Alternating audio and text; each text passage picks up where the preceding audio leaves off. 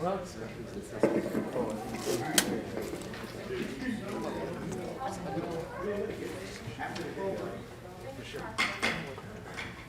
evening, everyone.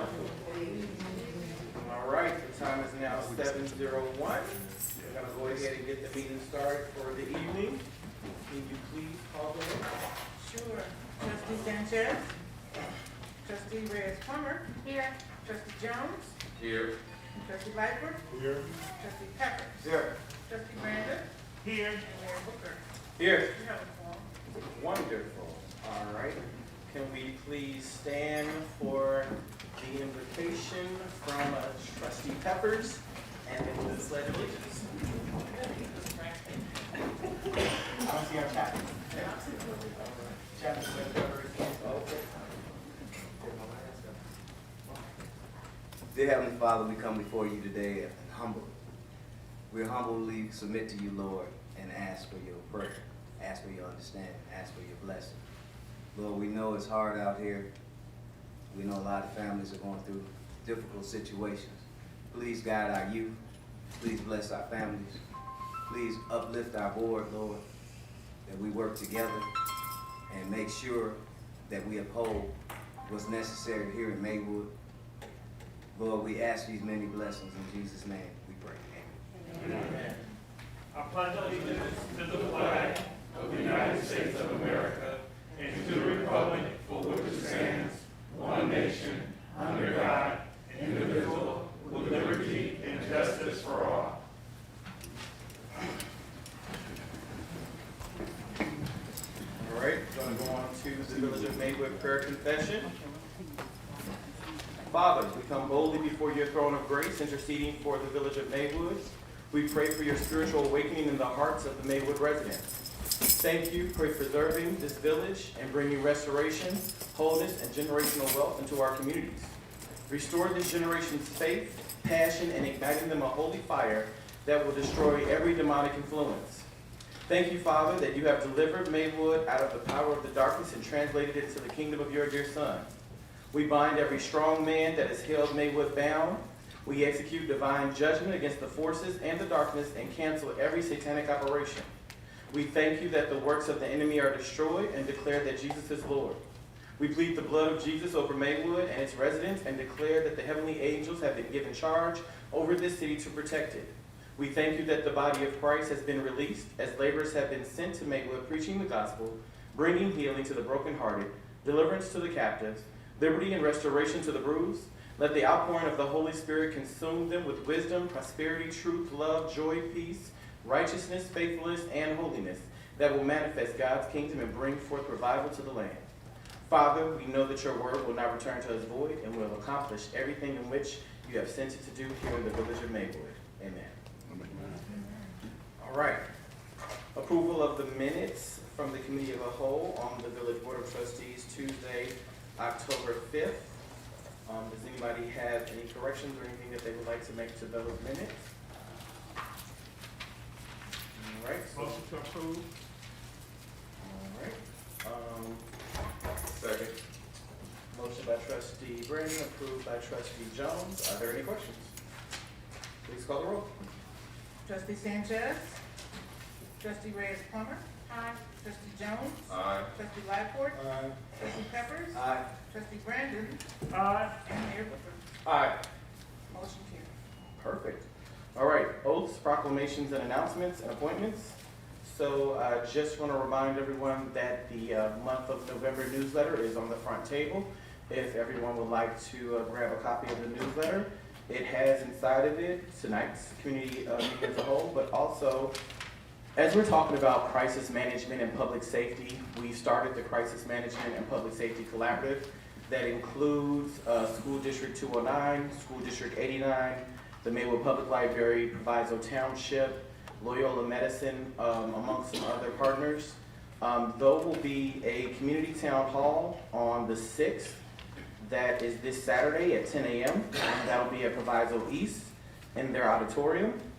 And then we'll have another community town hall focused on crisis management and public safety on Tuesday.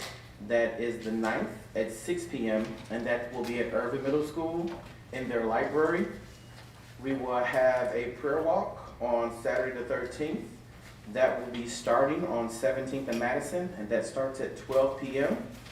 For our seniors, we'll be having a Senior Friendsgiving event at the Lyford Recreation Center on Wednesday the 17th. So this is a continuation of our Wednesday seniors that meet at the Lyford Recreation Center every Wednesday at 1 p.m. We'll have our morning talks with the mayor on the 18th, which is Thursday. And then we'll also have our business lunch and learn on the 18th, Thursday at 1 p.m. And on Monday the 20th, which is our fourth Monday, we'll have the community public safety meeting led by the Maywood Police Department and Chief Willis. So just giving everyone updates, that's at 7 p.m. and that'll be at the Lyford Recreation Center as well. So for our other updates and upcoming events, please make sure that you read the newsletter.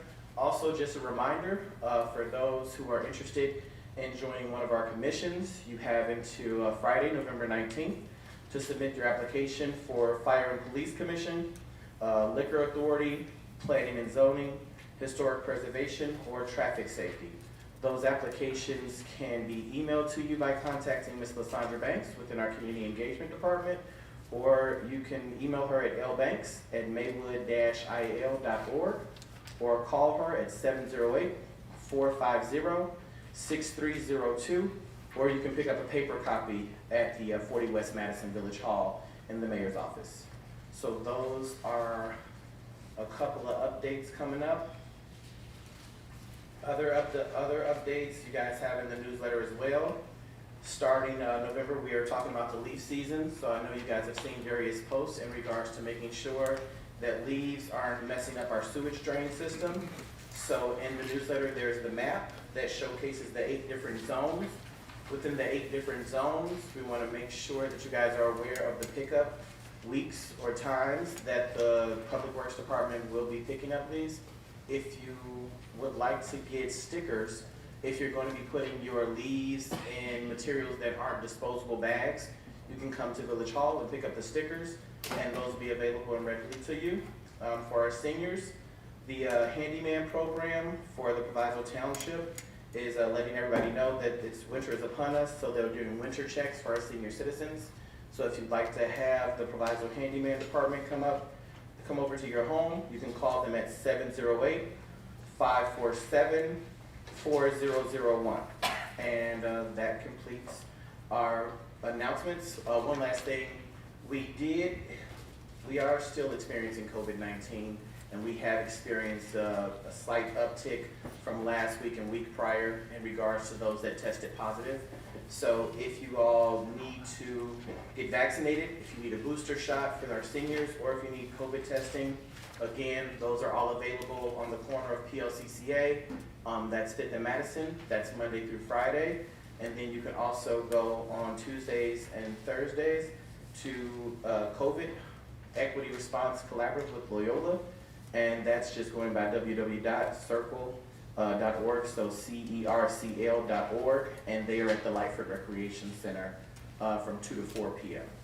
That completes announcements that I have. Mayor? Trustee Sanchez? Is it okay if I make an announcement?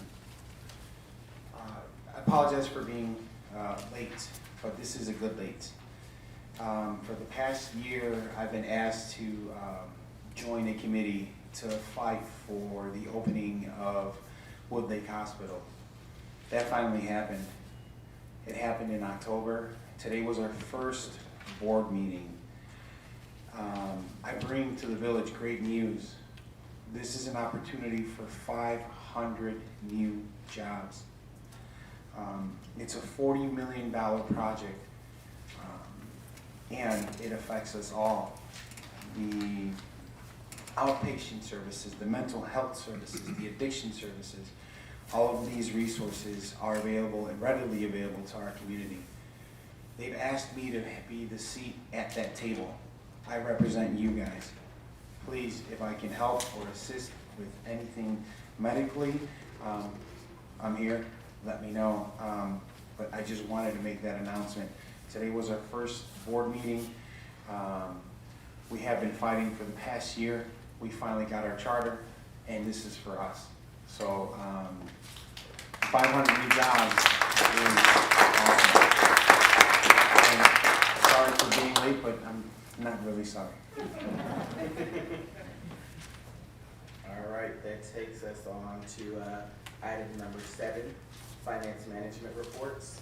7A, presentation from Director of Finance Lonnie Satchel pursuant to the Village of Maywood financial report for month ending September 30th, 2021. Good evening. Good evening. So if we get started with that first report, you'll see that we have the first few pages are just updates for those revenues. As we continue throughout the year, we're keeping our eye out on our state shared revenues, and so that's at the very front of the report. Then you have the detailed revenue and expense report for each department. What I pointed out is that, this is the first month, thank you, that we have somewhat of a balanced revenue and expense. So I don't want to say budget, but this is the first time. Although we should be at 42% of our budget, we are not there with revenues nor expenses. But at least in revenues and expenses, we're pretty equal at about 25%. Only caveat is that a big portion of the revenue isn't going to stay in corporate for this month. So, we got the 1.5 million for the ARPA. And then, there's a $2.6 million funding for a settlement. So if we, pull those out, then expenses still trend a little higher than revenue, but it's not as alarming. And there isn't a big increase from the prior month from the departments. So, we're doing, well in terms of keeping our expenses down and trying to, make sure that they are in balance with our revenue. And I think that has always been a struggle, to understand that although that we have a budget source to utilize it is the revenue. And just because it's in your budget, that doesn't mean to go ahead full steam ahead if the revenue isn't here to support it. So it's clicking, and we are staying, very close to being in balance. So that's something I was excited to see at the end of September. All right, thank you. If there aren't any questions on that, no? Any questions? Thank you. So we'll go into 7B, discussion of property tax levy recommendation.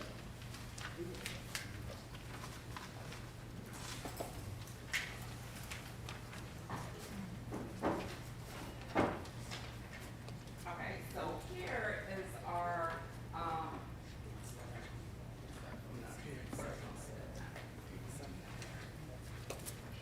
guess I'll start off with saying, is that time?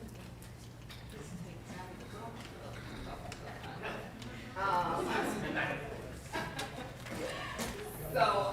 This tax levy for 2021 really represents the funding for our fiscal year 2023 operating budget.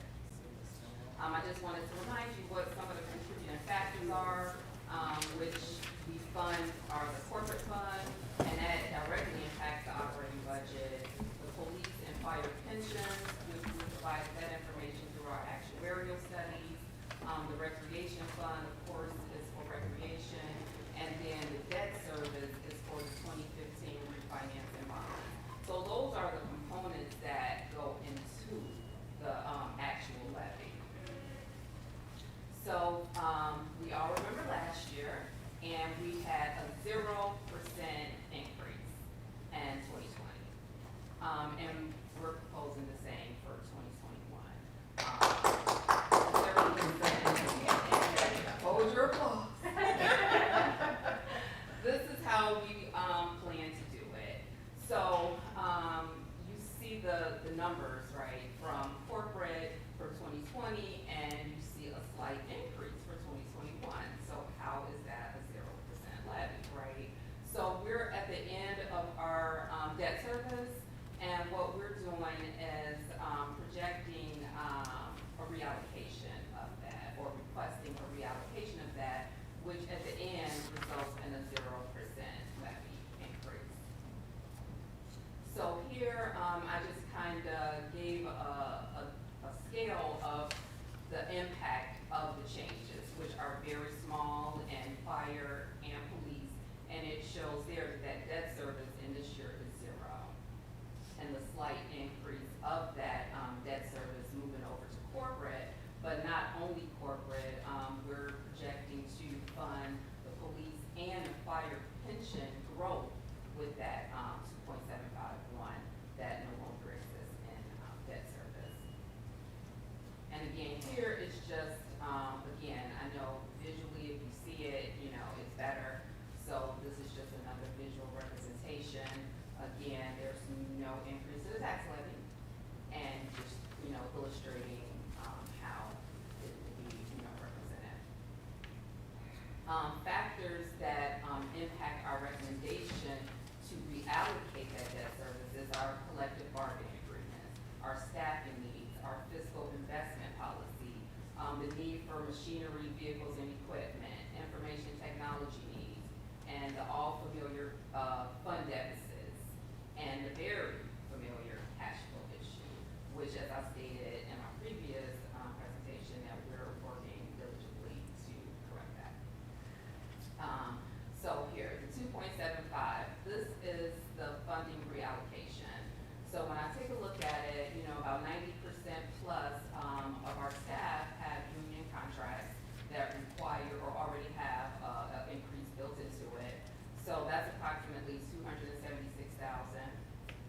We've looked at the village and what some of the needs are and what some of our shortfalls are currently, and, you know, it's staffing. You know, so some of the staffing needs represent about $865,000. Our fiscal investment policy, that's our working capital reserve fund, or what we term the rainy day fund. We need $952,831 to be in compliance with our own fiscal policy. We borrowed $995,000 back in February of 2018. We have not been able to replace that $995,000 since February of 2018. So that is something that we need to do to be in compliance. We're looking at the needs of just growing and improving our information technology to the tune of $100K. And this is a part for the broadband that we utilize our ARPA funds for. So these are some different IT needs. And then machinery, vehicles, and equipment for the departments come to about $2.4 million. If you even just did quick math, you can see that that's more than $2.751 million. Okay, so but this is, you know, the main sources or the main reasons for why, you know, the reallocation is given. But again, netting a 0%. Okay.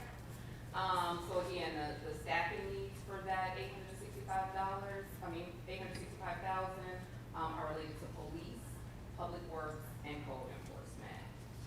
And these are the main areas that, you know, the residents have the most issues that they address, and mostly here at these meetings.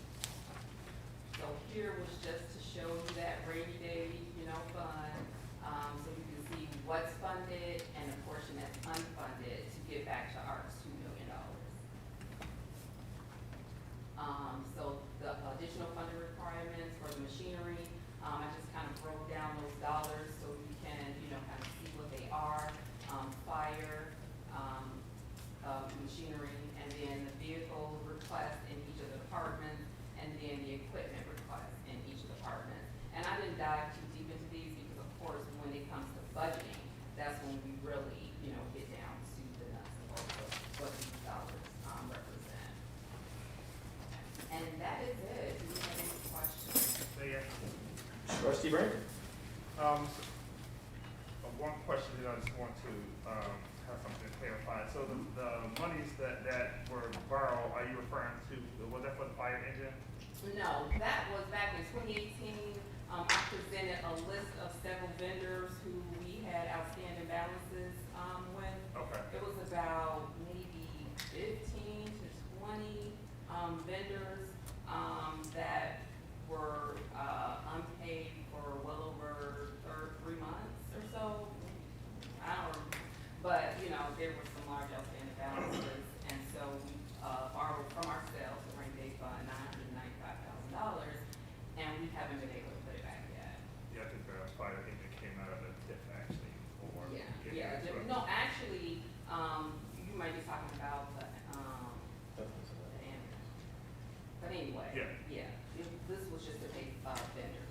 So yeah, just a follow-up, just so, it's clear of, you know, last year, how the staff came asking the board for, a 5%, Yes.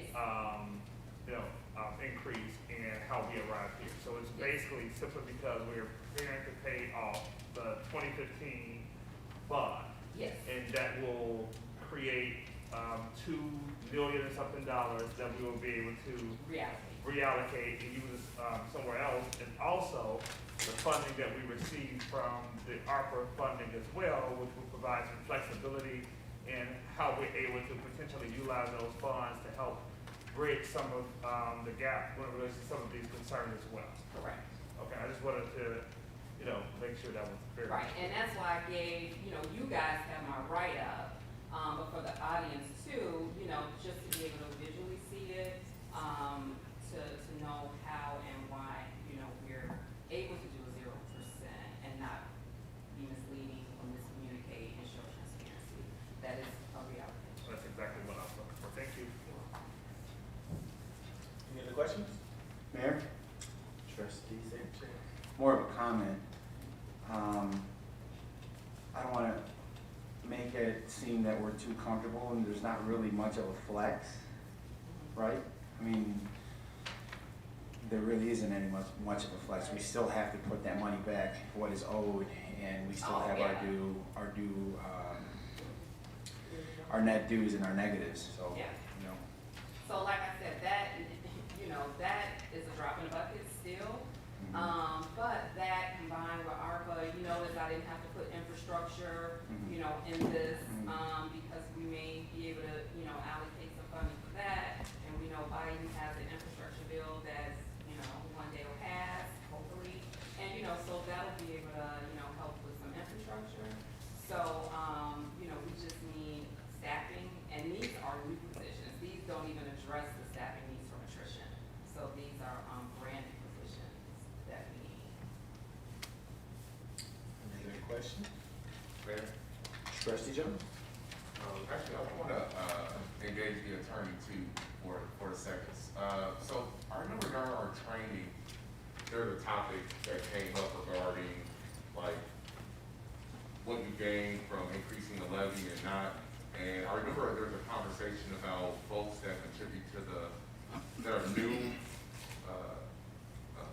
folks to add to the tax levy, that like when you don't increase it or that impacts like you benefiting for the folks that have like recently contributed to the to our pool of funds. Does that ring a bell, attorney? And I just want to kind of make sure, is that something that we're considering in our decision to not increase our tax levy? Is there something that we're missing on the other side of folks that have recently, let's say, remodel, or whatever that would, that group would include, that are new folks that wouldn't be included in this current process?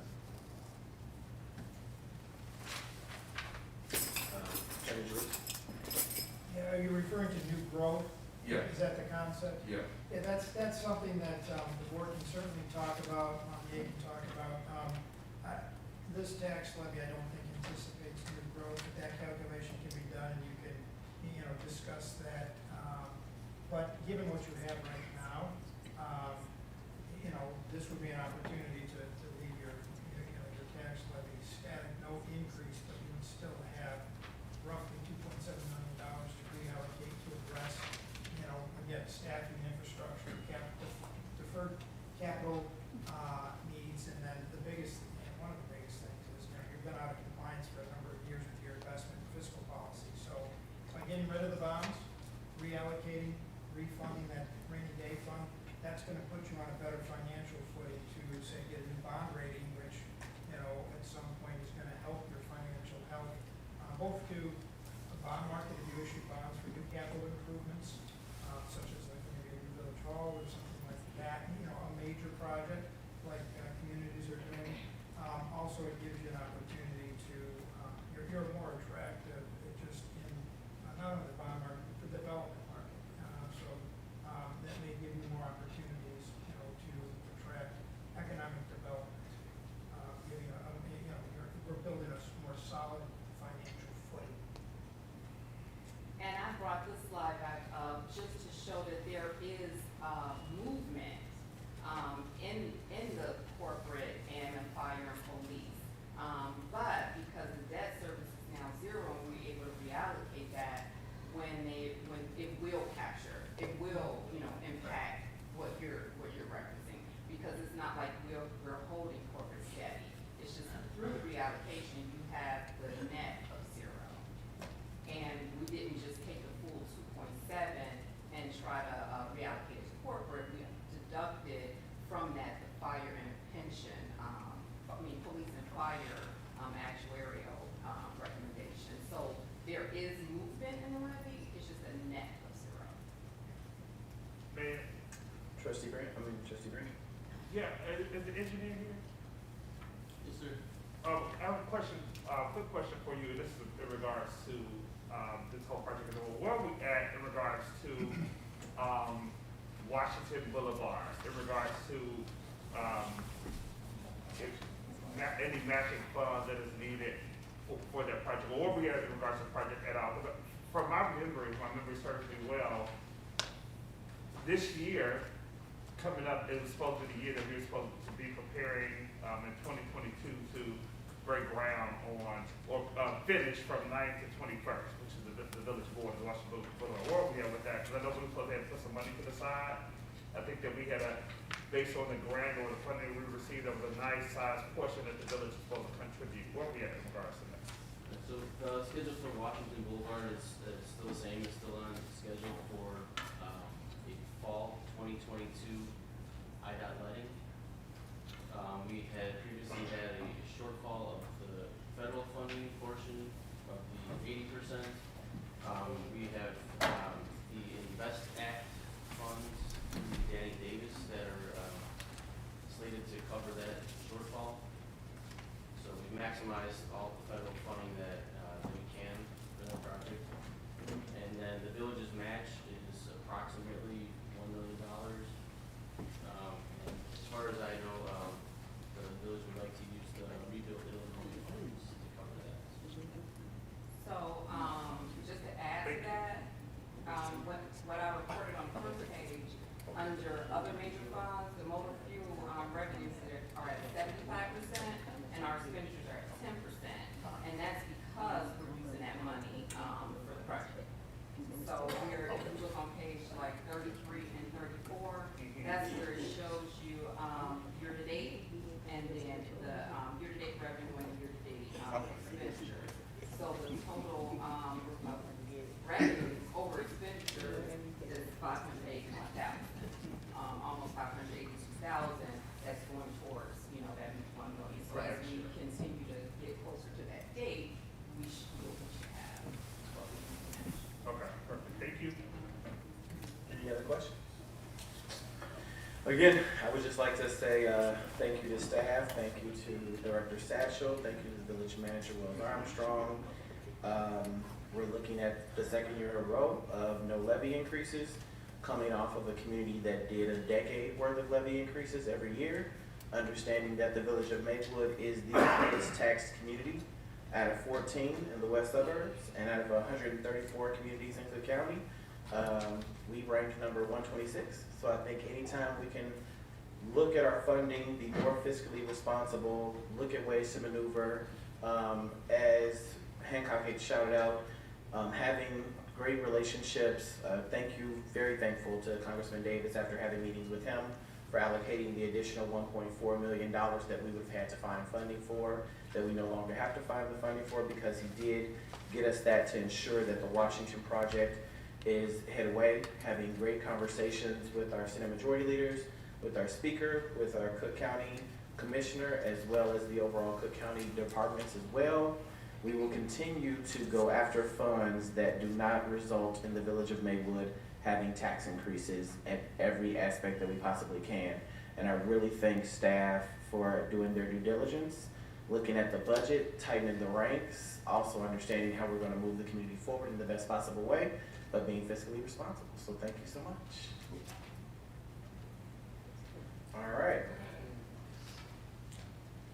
We are going to 8, public comment. So for public comment, you have 3 minutes to speak.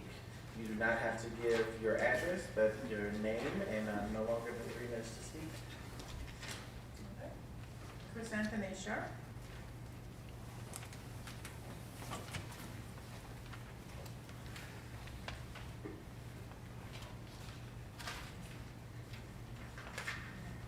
My name is Chris Anthony B. Sharp. My question and my problem today is still with the building. This might sound petty to you, but you know, I asked Mr. Dunn because the grass had grown pretty high. I guess the owner came, he didn't bring a lawnmower, he brought a sickle. And he sickled the grass down, but he didn't cut the grass. I still have a big fat possum that comes out of there, comes through that grass at night. Sometimes if I'm not there before dark, I'm not parking my car in the back. Because when he comes across, I give him all the attention that he needs. I move out of his way. We've got a skunk that lives in that building, also and through that grass. I'm getting sick and tired of saying the same thing when I come to these meetings. This building needs to go. The ground needs to be turned over. I don't know what else I can tell you, but I'm just tired of saying the same thing. Thank you. Thank you.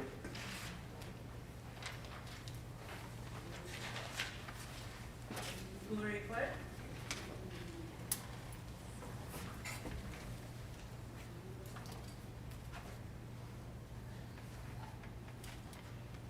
Good evening, everyone.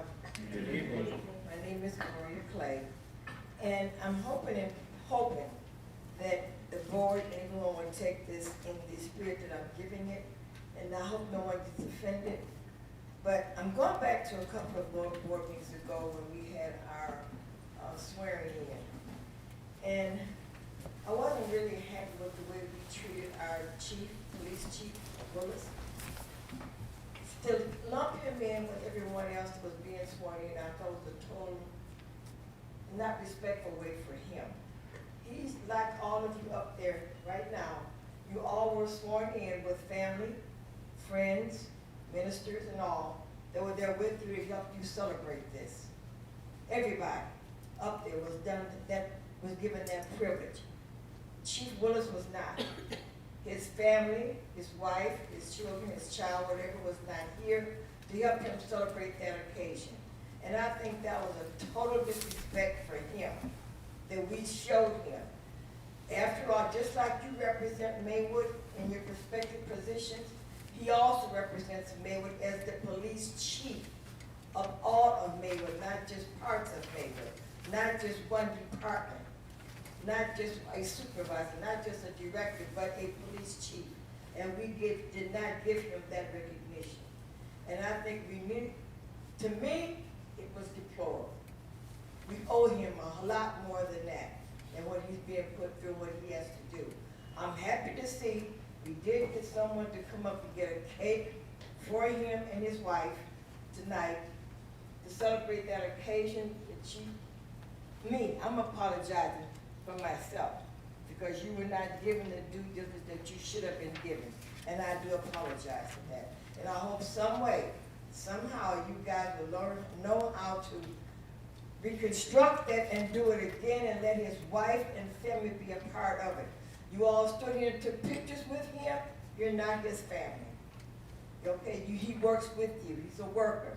Not his. Everybody that comes through this village, whether it be police officers, firefighters, they're all given the opportunity of having their families to stand here with them and celebrate.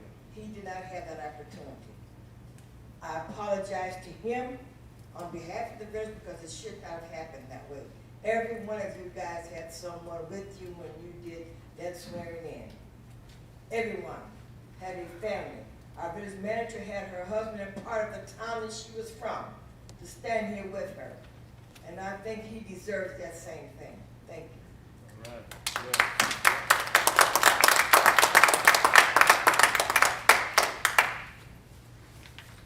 Dr. Mary May Larry.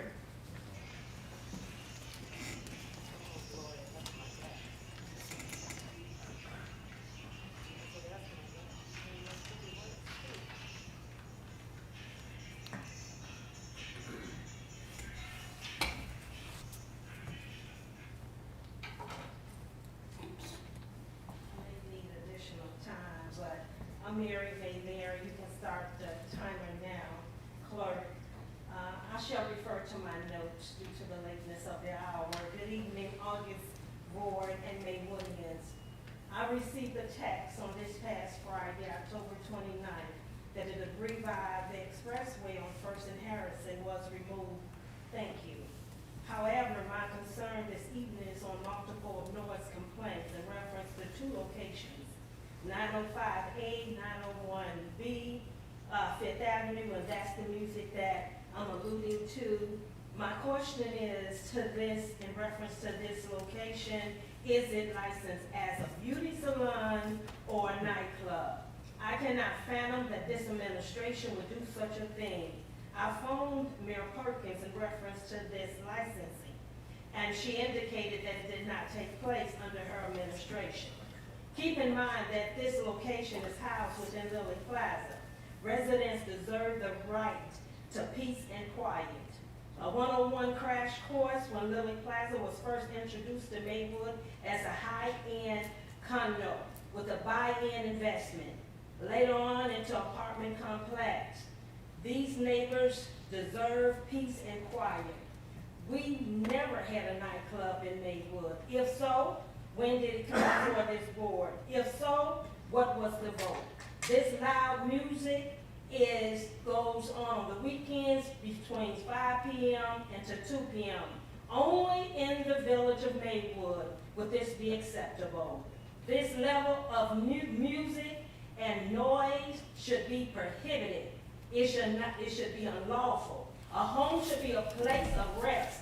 The common law that has been passed down and handed down over centuries says that a lease guarantees the right of quiet enjoyment. This music is unreasonable, loud, reckless, laced with profanity, be this, and that goes on. Interfere with one's living comfortable within their home. Once again, I state that this administration brings about a spirit of partying coupled with events. This is a classic Julius Caesar's tactic strategy to cover up the lacking thereof. This administration main focus should be on economic development. 1, 2, 3 businesses does not constitute economic development. Maywood is millions of dollars in debt. We cannot lead or serve with a dictator mentality or spirit. Finally, a friendly suggestion to aid the Maywood residents in reference to the windfall which was received by Maywood over $1 million+. I submit if this windfall will be earmarked to the pockets of the residents of Maywood who are hurting. Thank you.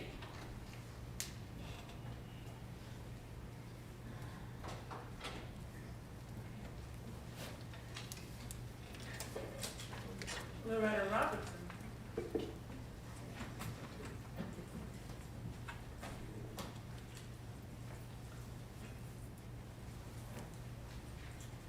Good evening to the mayor and the board. I have more questions than comments tonight. The first thing I'd like to know from the financial report, how are we with the police and fire pension? We struggled with that for years, and I did not hear clearly any confirmation that those two pensions are in the place that they should be at this point.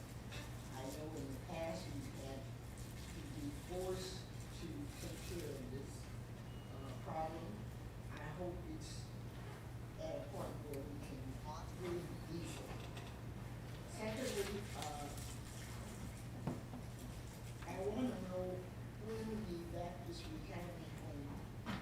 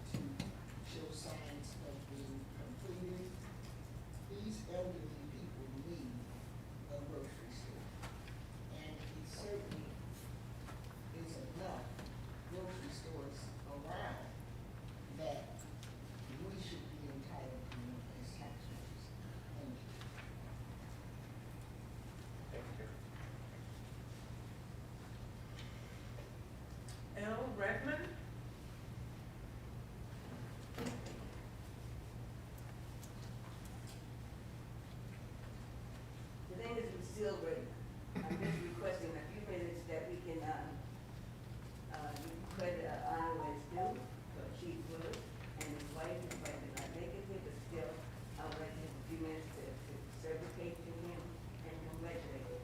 After, whatever you say, after public comment or whatever. That's all I'm gonna say tonight.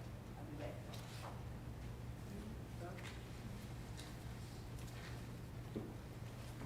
Rhodes, Ocampo.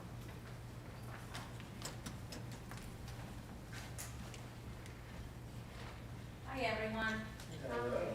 My question is the Hampton Pool going to be open for 2022? If it's going to be open, what is the plan for reopening? And what's the plan for the maintenance? Also, in 2019, I believe we received a grant for $100,000 to replace a liner. And I just want to make sure that, can we still use it, even though we didn't use it in 2019? And if it's going to open, I would like to see to be run like we used to do it with the YMCA, if not better. I want to make sure that, that the youth will be protected, they feel safe, and also, that's about it, but I want to make sure if it's open that it's contained just like another aquatic center or better. The YMCA did a wonderful job, and I also want to make sure that the people who is going to be doing the job that is trained properly, and if there's going to be jobs out there for lifeguards, that it's shared all over the place to make sure that that's what happened, because I know at some point we have problems, hiring the lifeguards because it was not promoted properly. And if it's going to be opening, I would like to participate in that because I want to make sure that the pool is going to be open, that it happens, and I would like to be involved because that's the only thing that we have for our kids in the summer to enjoy themselves. Thank you.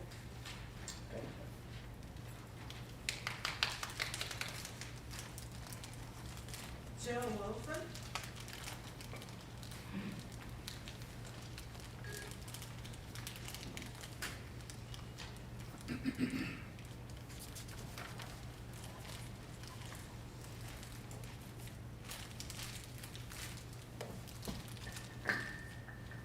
Good evening, everybody. Well, I got your evil eye on me right now. Everybody was going, eyes and daggers, that'd be all cut up. No, actually what I want to do, I just want to comment and thank you all for putting up signs, parking signs, okay? And in particular, by my business at T&JJ's, for those who don't know, at 718 South Fifth Avenue, right on the cross corners of Fifth Avenue and Warren. This is 2-hour parking for customers only. However, I'm wondering now, 2 a.m. to 5 a.m., when those apartment dwellers come home from work at that time and they're parked there, they're in the house asleep. What's gonna happen after 6 o'clock when I open up? We're just gonna run it as it is now and see how it works out. I'm pretty sure it'll work out. However, who do I call if I need to call somebody? Do I call Maywood's Finest? Do we have a parking meter committee that can come by and put a ticket or have a tow truck come and tow the cars? I don't need to fall out with the tenants in the apartment building. They don't need to fall out with me. I would love for them to come and shop. But if we got conflict of interest, then I'm pretty sure they won't shop. Okay? So we'll play it by ear, and I'll keep you posted, as you well know, especially the mayor, you know.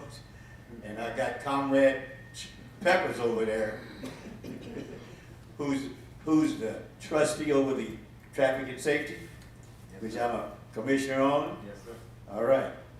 And that goes out to all the other residents. If you got a problem like that, don't hesitate.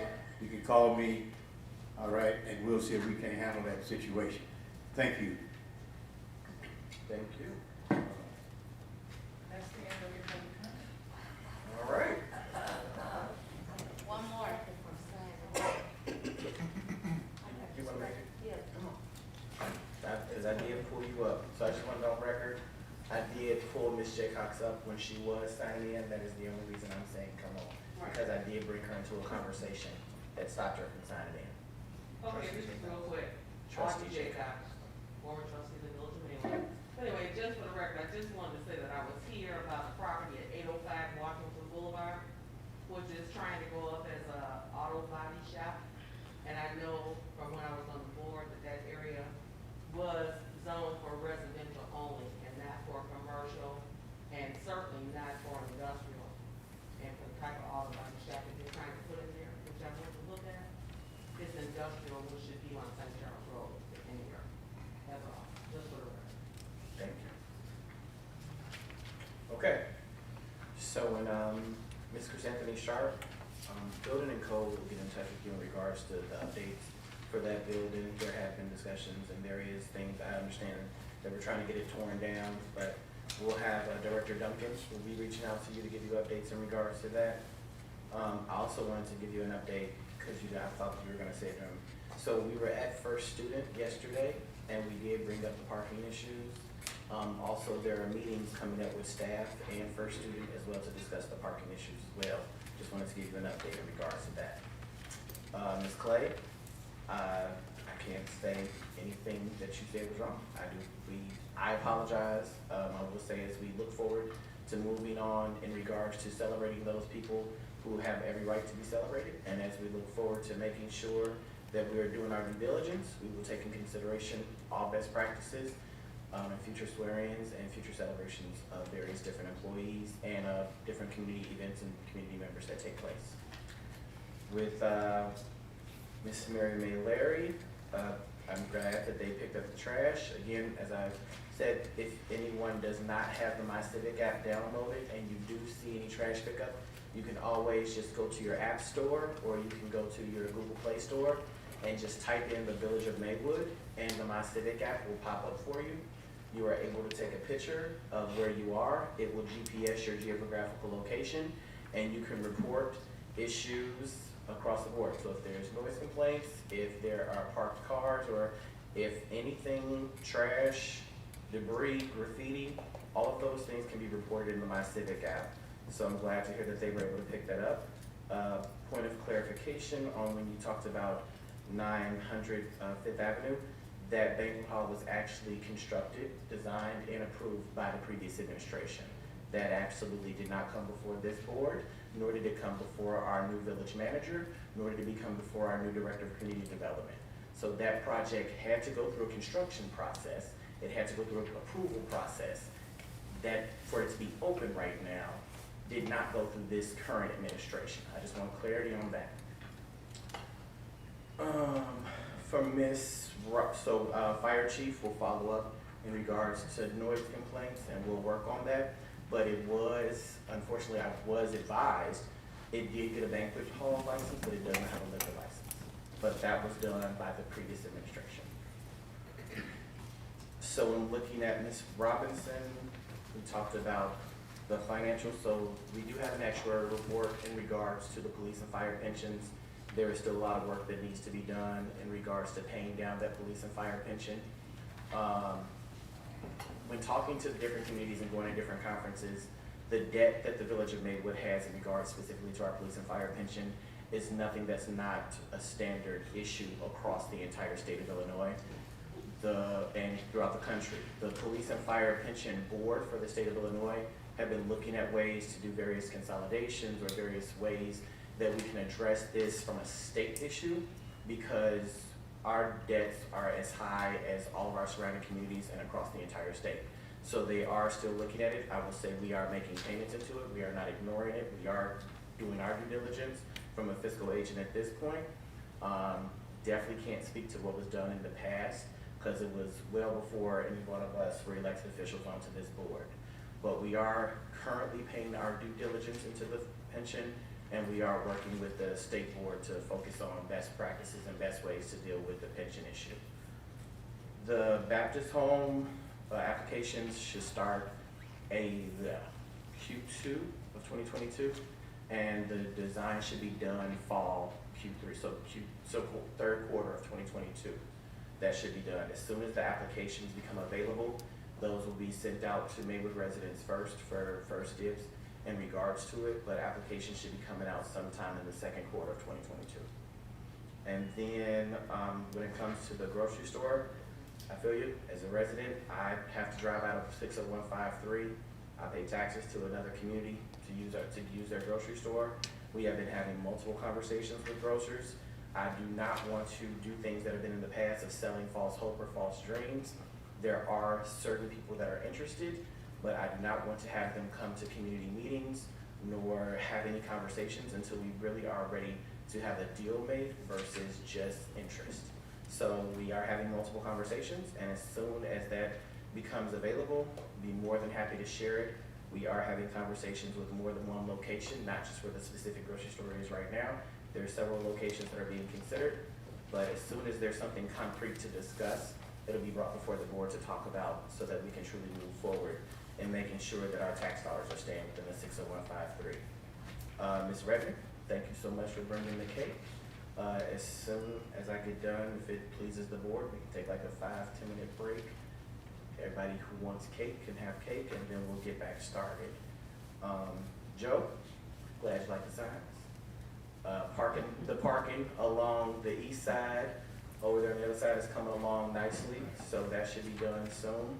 And hopefully that will alleviate a lot of the issues as well. I literally just had a conversation with Perry, who's the CEO for Interfaith today. We'll be having a meeting, a community town hall meeting with their entire community, where they'll get newsletters, and parking will be a part of that conversation that we'll be having at their location. If you like, you can come promote T&JJ's. I might kidnap you to bring some sandwiches over.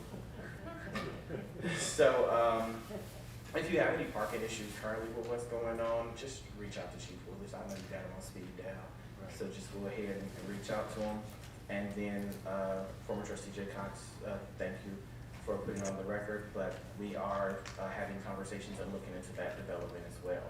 So stay tuned for updates. In regards to Rose, when discussing the pool, okay. So there was a grant that was granted for the $335,000 from the state to do a liner on the pool. Right now, there's various conversations. So there was an extension given for the grant to be used for another 2 years. So the grant funding is still there. When COVID hit, all of the construction and designs and preliminary work kind of came to a halt and a freeze, and that just wasn't the village of Maywood, that was across the state. So anybody who had gotten that grant funding have gotten the extension for funding due to COVID. What we are looking for is in regards to what's the best way to move forward with the pool, what are gonna be the restrictions of the pool. So even when we look at this year, even if the pool was fully operational and functioning, we would have had to have in the budget to 5 times the amount of operational based on the restrictions of COVID. Kids would have had to gotten out different periods of time, different cleaning solutions would have had to be put in. So when thinking about the financial strain of what COVID brings into play, as well as a 60-year-old pool, those are things that we're gonna have to discuss and decide best way to move forward in 2022. And various conversations that are going on a state and federal level. So as soon as those updates come, definitely we'll give you updates in regards to the Hampton pool and keep everyone updated with what's going on in regards to that. And that completes, Trustee Brandon.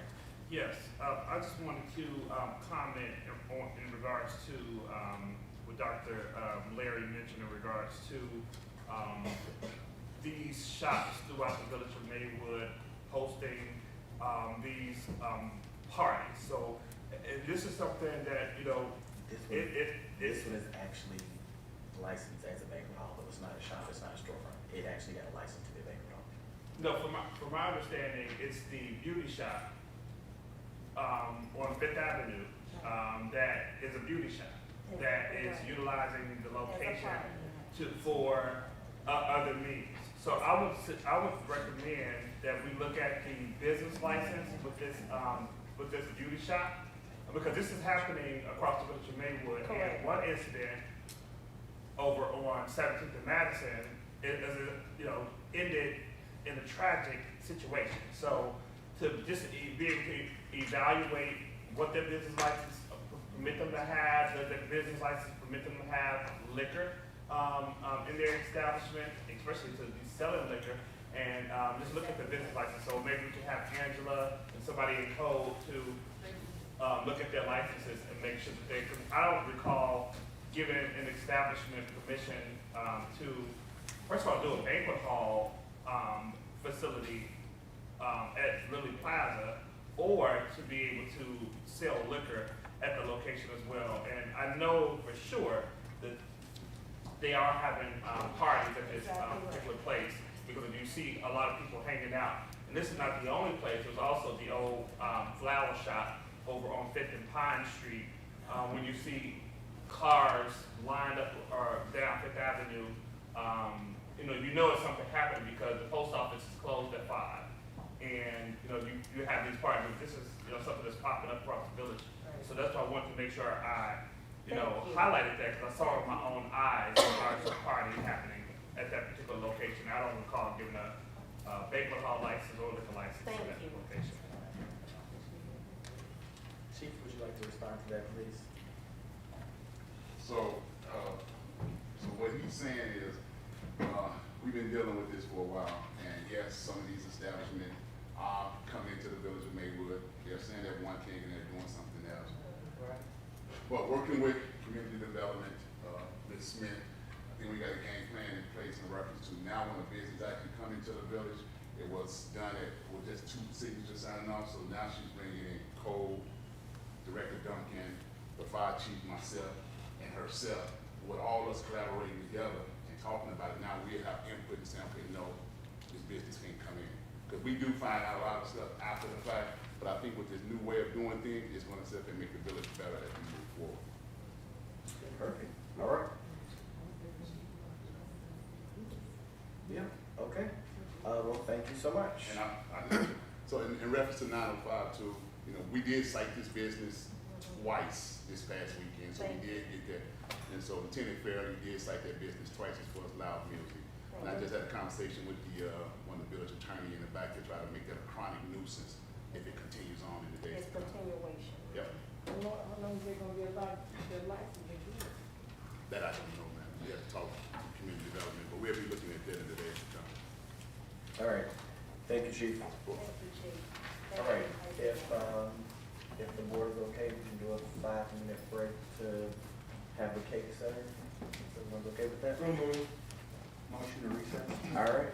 Got a motion to recess by Trustee Lightford, second by Trustee Sanchez. Do we need to call the roll for that? All right, so we'll take a 5-minute recess. For those who would like to enjoy cake to celebrate Chief Willis, please enjoy.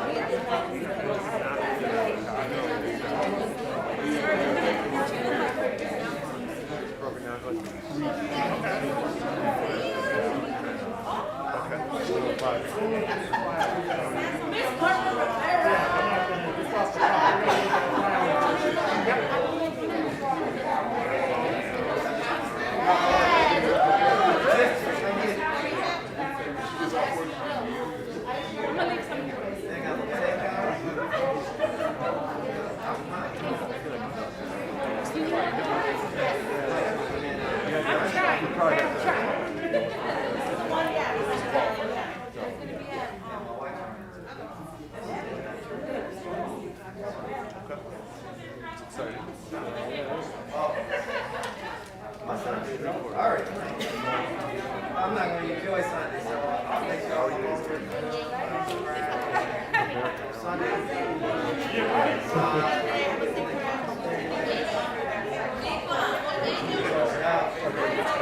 That's my favorite word.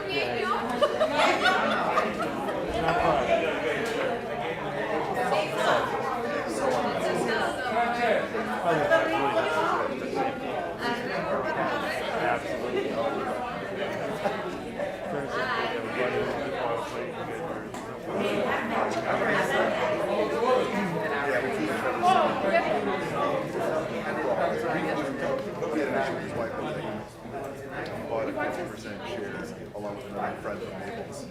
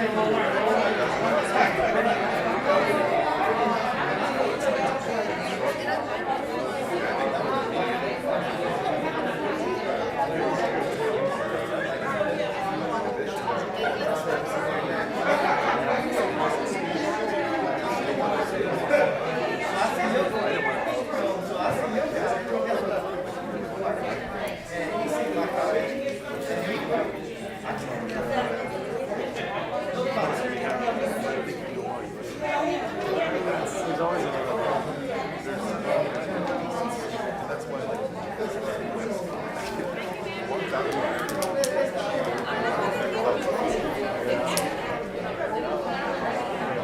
all good.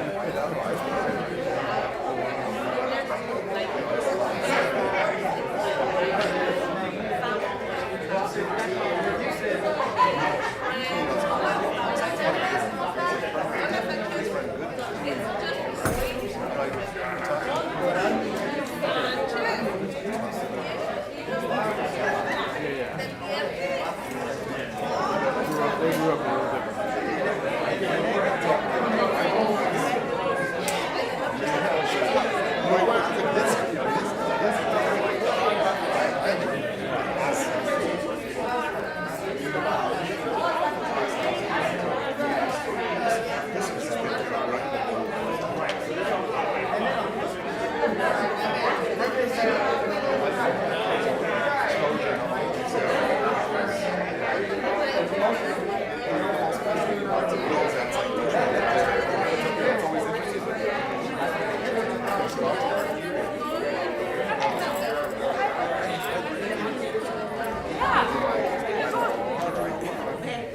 I'm out tomorrow night at a meeting back after today, so when are you? All right, everyone, so we're gonna get back started in a moment. If everyone can start back finding their seats.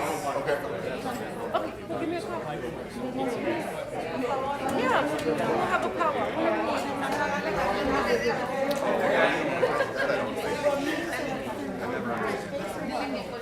Dude, there's a lot in your industry. Everyone wants to, you know, there's jealousy. Go ahead, man. Especially with guys like me that are talking.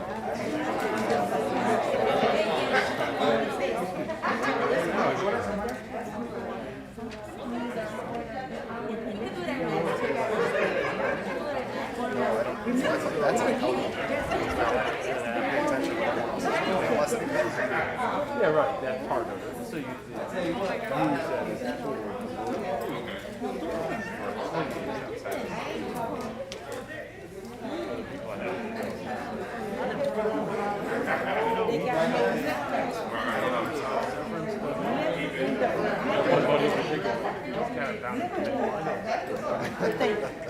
All right, we're gonna get back started in a moment. If everyone can please find back to their seats.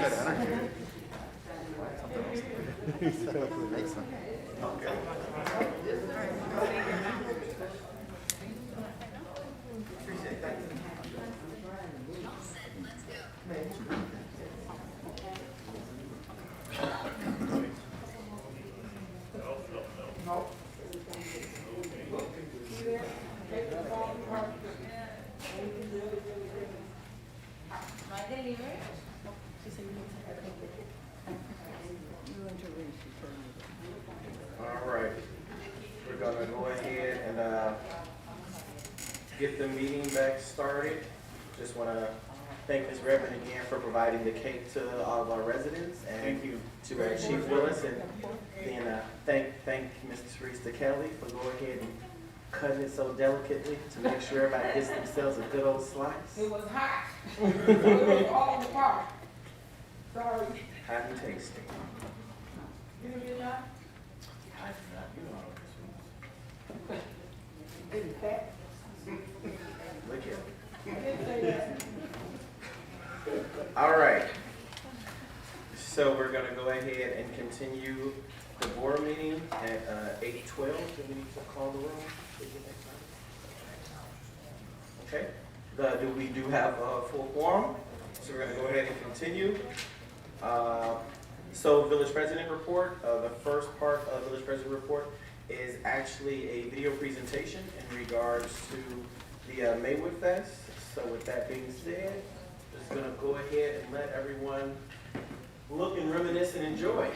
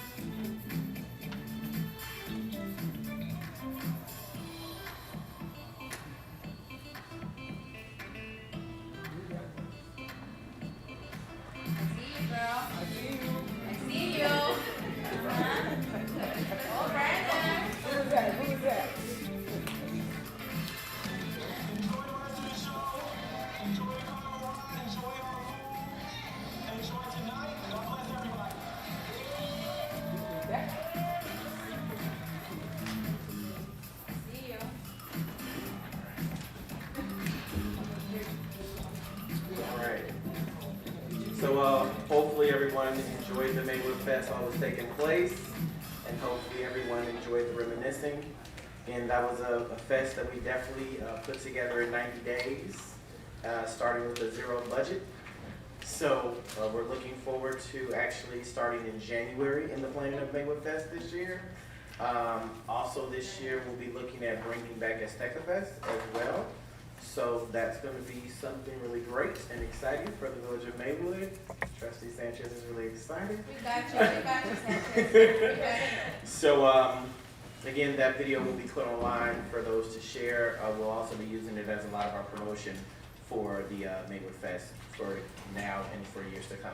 So just want to thank everyone who participated in it. Thank you all the staff who did their due diligence. Thank you everyone for coming, supporting, and hopefully everyone had a good time.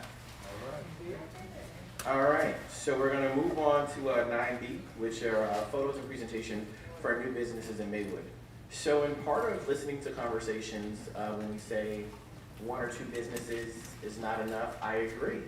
So each month I just want to share where we are in regards to our economic development. We are not just one business opening, we are not just two businesses opening. We have a lot of projects going on in the village of Maywood. So each month I just want to showcase and highlight different businesses that are coming into the village of Maywood. And just to really showcase really quickly, focusing on moving Maywood forward together. We know right now we are going through construction with the Old Baptist Home. So look out for updates coming into regards to that. That's a great development that will house 120 units for our seniors. So we have actually a planned walkthrough with the developers. So that'll be shared next month. This is just the opening scene because it showcases development.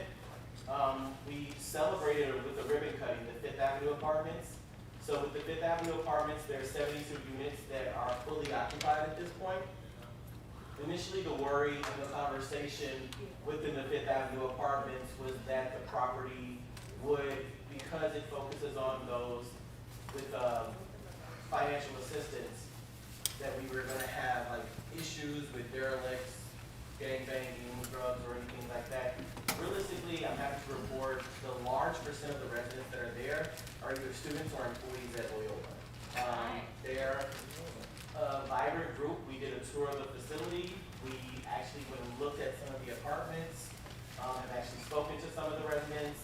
On the top right-hand side, you see they have a community room, so we'll be having a meeting with the residents, but I just wanted to highlight Fifth Avenue Apartments as a fully booked location. One great thing to highlight about their grocery aspirations is they did just receive a grant from the Cook County Land Trust in regards to focusing on bringing grocery and retail options to that space available as well. So stay tuned for details in regards to that. We also have a location that focusing on, celebrating our veterans in regards to Veterans Day coming up. The location is called Help Hospitalized Veterans. And it's on the 600 block of Roosevelt Road for everybody who knows where Beggars is, that strip mall. This location, everything that you see in the pictures is free. So if a veteran comes in, it provides different arts and crafts, and different projects, and different things that they can experience and participate in. The ladies there are really wonderful. So if you know of a veteran, or if there are any veterans, they can mail things to them. They can come and pick them up on the spot. They're open regular 9 to 5 hours at a different location. So for veterans, they can literally come in. You as a resident or you as an individual person cannot come in and purchase. Everything in there is free, specifically for veterans. So that's another location helping our hospitalized veterans that I want to highlight. Who else has been to Liquid Jamaica? Yes, yes. So their food is so good. Mr. Collins opened up the location not too long ago, and it has been booming. Like even while we were there having lunch for less than an hour, multiple residents came in, had conversations. It's a great community feel and vibe. It's one of those locations that provide like peace to the mind, body, and soul, but within the body because the food is really, really good. So if you want some, you can get jerk ribs, you can get jerk catfish, you can get some chicken, you can get some oxtails. Their cabbage is delicious, their greens are delicious. I don't even like everybody's macaroni and cheese, but their macaroni and cheese is good. So if you have time, they're at the 600 block of South Fifth Avenue. Curry goat. Curry Goat. Curry goat, y'all. Okay. And looking at First Student. So First Student that has relocated, initially they were in a location in the corner off of Orchard in the village of Maywood. They moved into a new facility on 9th and St. Charles, where they have over 100 buses being stored there. They're looking to expand their services. They also are looking to add more minivan services to not only add school bus services, but also services to service those that are handicapped, those that are in special needs. So there'll be updates coming up in regards to that. So it was great to visit that facility, meet the team, meet the actual people who get the job done for our students, but not only with our students, they're looking forward to servicing a broader scope of the village of Maywood and surrounding communities. Say Cutie, so this location just opened a couple months ago. Marie, she actually opened up a location online in 2016, and through her online sales that she's been successful with, she now opened up her own brick and mortar a couple of months ago. So definitely went and celebrated, and Ms. Banks definitely purchased a few items. She bringing her daughter back to purchase a few more. So definitely, when we have these types of locations and menus open, we want to make sure that we're supporting local to ensure that they stay open. She changes her outfit seasonally. They're very comfortable walking in, spending time there. It's very nice, age-appropriate clothing. Sometimes I sound like an old man when I say that, but it's really nice clothing. The other thing that we looked at is, so there was a merger where Lakeshore acquired our family-owned business, Roy Strong, in the village of Maywood. We toured their facilities, and in looking at touring their facilities, within the location, they've actually acquired the old First Student facility and their lot, as well as the buildings across the street. So they've actually expanded their business nearly 3 times the size of what it initially was within the village of Maywood, which that brings more revenue to us. So, but definitely looking forward to a strong relationship. The vice president is still George Strong, so the Strong family is still active within the village of Maywood and looking out for great things in regards to Lakeshore services and Lakeshore recycling systems. So that's just sharing really quickly. Each month we'll highlight different businesses, we'll highlight different expansions. So next month we'll look into different expansions such as like National Cycle is going through an expansion, AFW is going through an expansion. We are going through the process of approving some different businesses that are coming on board. We, in the last board meeting, we approved for the Shell gas station to go forward on Roosevelt. We approved Buddy Bear to go forward. We approved some development with IFF to come on board. So I just want to make sure each month that we're highlighting businesses, but also I will start highlighting some businesses that are celebrating like their first year, or their second year, or their third year, because we know a lot of times people say businesses will fail within the first 3 to 5 years. So we want to make sure we're not only celebrating businesses that are establishing or new to the village, but also that have sustained and keep our commercial dollars within the 60153 and our tax sales within the 60153. With 9C, see my annual review of liquor license holders. So this is just a memo in regards to the meeting that happened with all of the liquor license holders. Does anybody have any questions in regards to that? All right. 9D, so this is a discussion and consideration to draft the Maywood Park District Management Agreement. So this was a part of when the Maywood Park District came back in June of 2019 and showcased their phased approach, and discussion and consideration was talked about for the 200 building, as well as management of 1st through 4th and the pool. So in looking at the reality of the residents did do a resolution back in 2007 to dissolve, and we dissolved the Maywood Park and Recreation Department. It's more so like looking at it as it's appropriate for the Maywood Park District to manage it, because the residents did do a referendum to dissolve the Maywood Park and Recreation Department. We don't have any ordinances or setups or any staffing to manage these locations. We don't have any COVID restrictions to manage these locations. We don't have any rental agreements or anything like that to manage these locations. So this is literally just saying, are we okay with the village manager having conversations with the executive director of the Maywood Park District? They draft an agreement with our legal teams to say, this is what an agreement could look like. Let's talk about it and vote on it as a board. This is not voting and binding anything. It is simply saying we're okay with them starting the discussion of it. Mayor? Trustee Brandon.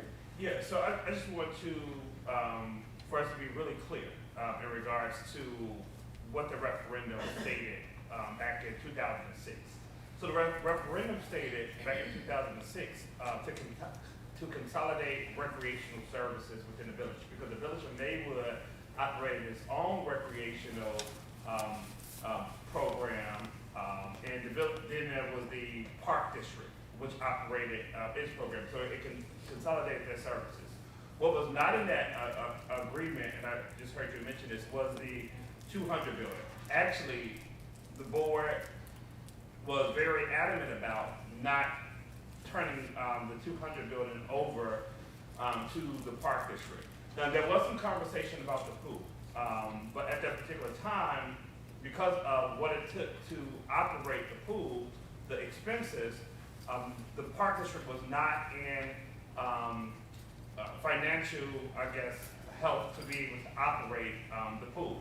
And I did read that there's something on here regarding the pool operations as well, regarding the village of Maywood giving resources of paying the Park District to operate the pool for well more than what we paid for the YMCA to operate. I think they're asking for a little over $100-something thousand, and we had a healthy partnership, I thought, with the YMCA, and I think we were around $50,000 or $60,000 to allow them to operate the pool. And I'm fine with the operator, but it has to make financial sense on behalf of the village of Maywood to allow for them to operate the pool.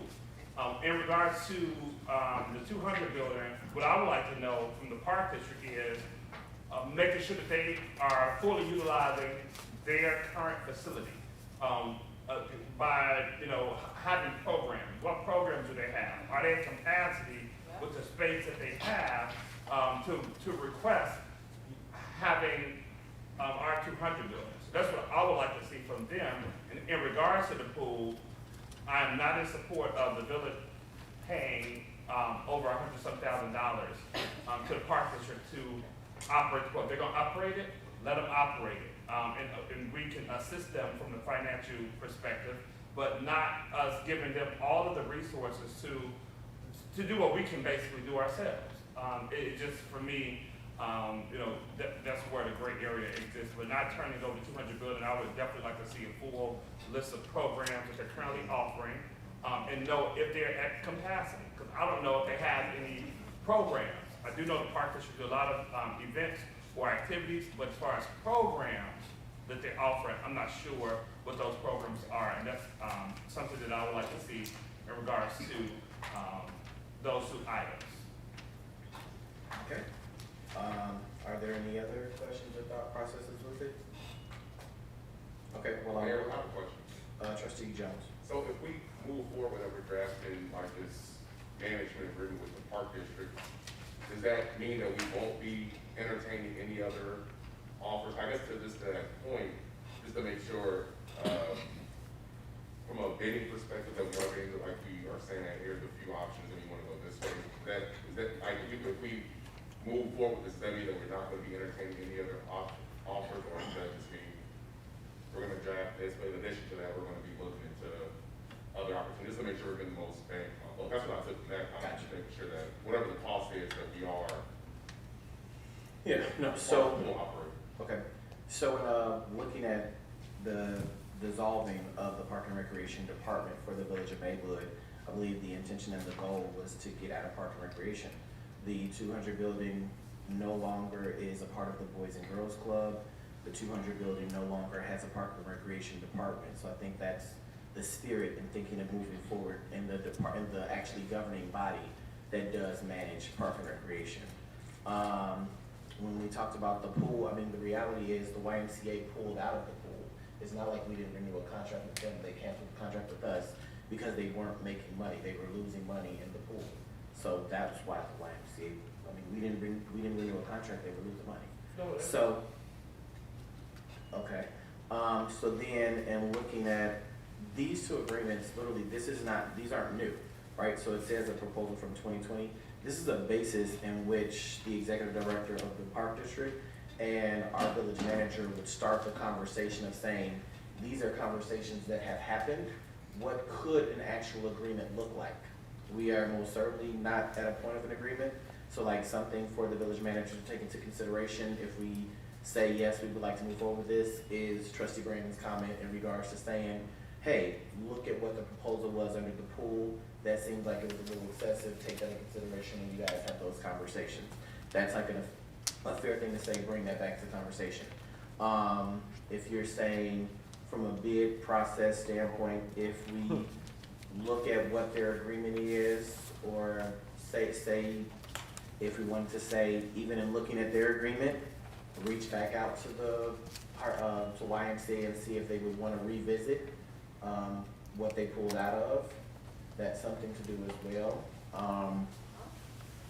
It's a possibility. All I'm saying is realistically right now, tonight, what we're discussing is, are we comfortable with the village manager and the park district team discussing the possibility of management of our park and recreational facilities that the village of Maywood still manages? That's the thing. We do not have a department for this. We do not have a budget for this. We do not have staff for this. The park district does. You know, so it's just entering into conversation. It will most certainly be that the park district would have to put together a presentation. We would have to agree on it.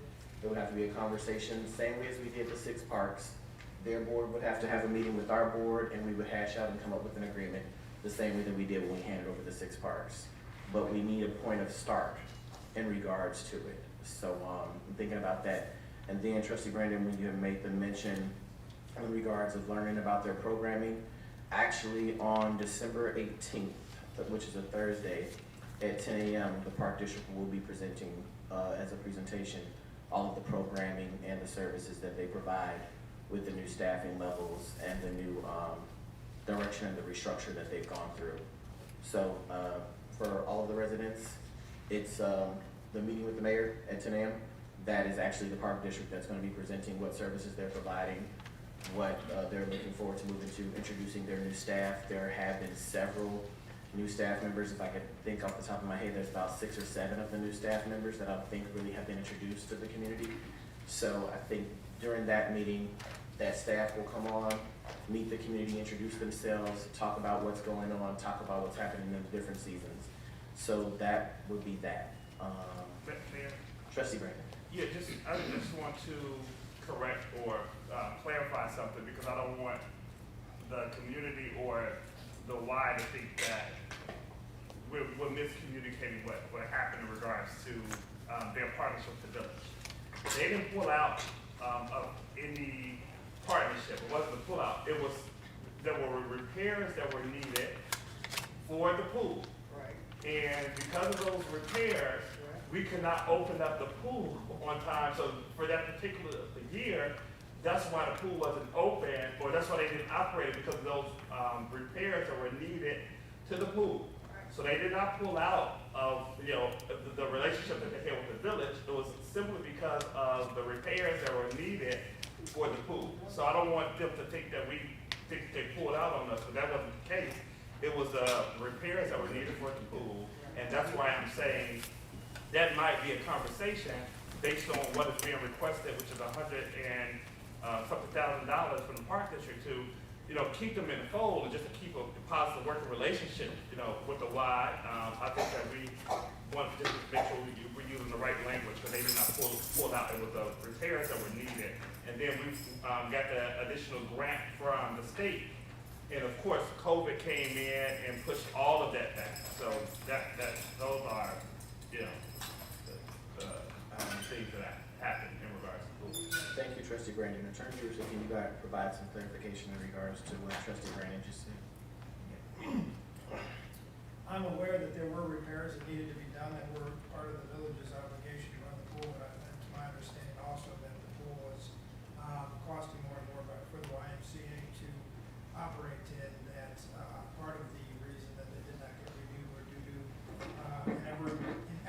increasing amount of, financial contribution that the YMCA was looking for from the village to fund.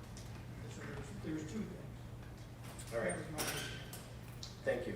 So, and just thinking about that, so thinking about the pool proposal, even if, so would it be comfortable for the village manager and team of our administration to reach out to the YMCA and see what their taste is or flavor is of even being involved and what that would look like, while at the same time entering into a conversation with the Maywood Park District in regards to that? Would anybody be opposed to that?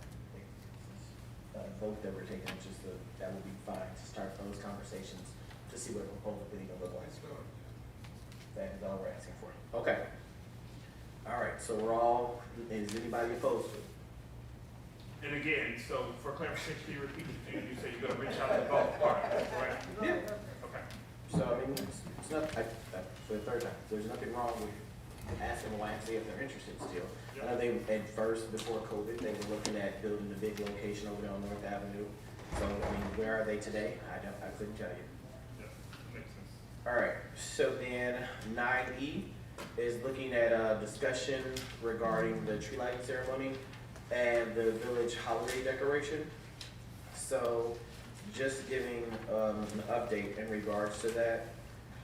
So we sent out the calendar for what was going on for the quarter to all of the board, but looking at where we are 31 days out until the tree lighting ceremony, right now we have missed the community engagement team. She is working and having discussions with the Cook County Board. What they are trying to do on that same day is which is December 4th, is pay tribute in regards to the same day that Fred Hampton was slain and murdered. So do a proclamation, and they would like to do that, or having discussion in regards to doing that in front of the statue where the pool is. From that standpoint, after that ceremony would take place, we would go into Christmas caroling and carol over to where the normal location of the tree lighting ceremony would be, which is between the library and the train station. This year we have received a donation of an actual tree, so we will be having an actual tree lighting ceremony at the tree lighting ceremony event. The tree is being donated to us, so we're looking at that. We also are confirming that we have the availability for Maywood Fine Arts to do a performance, the Proviso East Band to do a performance, and Irving Middle School to do a performance. And working in partnership with the Youth Engagement Collaborative, as well as the individuals who, if anybody's familiar with the 13th Positive Athletic Connection and the bigger group who did the big toy giveaway over at Proviso East last year. Normally before COVID, their event would have been like a big event in the gym. So working to partner with those youth organizations to have different activities throughout the grounds of the village to participate in regards to having various tables set up for youth activities leading up to the actual ceremony of the tree lighting, hot chocolate stations, and some more stations, is what I meant to say. So that's what's really being looked at right now in regards to the December 4th. Also in thinking about, the decorations, there was a contract that was proposed for a 3-year contract with the Christmas Decor Company, where that total that's in the budget currently was $17,550. And in looking at that, we voted to pay the 2020 bill, but we didn't vote to extend to 2021, 2022. So Ms. Banks is reaching out and getting a quote for the decorations in regards to that. So those are looking at things that we would look, whatever funds would be utilized. Right now, I don't have $1 of any funds because we're working with our youth engagement organizations to do the decorations and to do the activities with our youth. We're looking at partnering with Cook County in regards to like the hot chocolate stations and some more stations. And then the tree is being donated and the performances are in kind. So again, that would be the December 4th. That would go from about 4 p.m. to 6 p.m. where we would have, we're inviting now, we have, President Preckwick will be there, Commissioner Johnson will be there. So now since they're being there and they're doing a proclamation, inviting our federal and state elected officials as well to be present for the event. Trustee Brandon? Yeah, I just wanted to mention that I know that one of the persons that used to spearhead this event, or was very much energetic about this event, which is Ms. Tawana Rand. It is my hope that we can keep her engaged in helping to coordinate this event, because this was like her baby, so to say. And so I do know that she wants to continue to be involved and continue to be engaged in regards to this particular event. And when you have citizens who have been involved in something or helping to spearhead something, it's important that we help to cultivate that type of energy, right? And encourage that type of energy as well. So it is my hope, because I know she came to our committee, the Community Engagement Committee, with a presentation of like some of the things that you just mentioned. And I know there was 2 meetings that happened. There was one happened about a week or so ago. Then there was another meeting that happened today at 3 o'clock. Yep. So it is my hope that she will continue to be able to spearhead this initiative as she has done in the past. She has done an excellent job at helping to get individuals involved from our school districts to even local organizations as well. So it's my hope that she continue to help lead those initiatives, because she did an excellent job, and every year it has grown. Yeah. So as you just stated, since your committee meeting, there's been 2 meetings with Ms. Rand. She is very excited. She's very involved. As you stated, some of the things that I mentioned were from meetings with her, and she's working with Ms. Banks, and she plans to be joint at my hip the day of to make sure that it's the same quality and same love and spirit in which it has been in the past.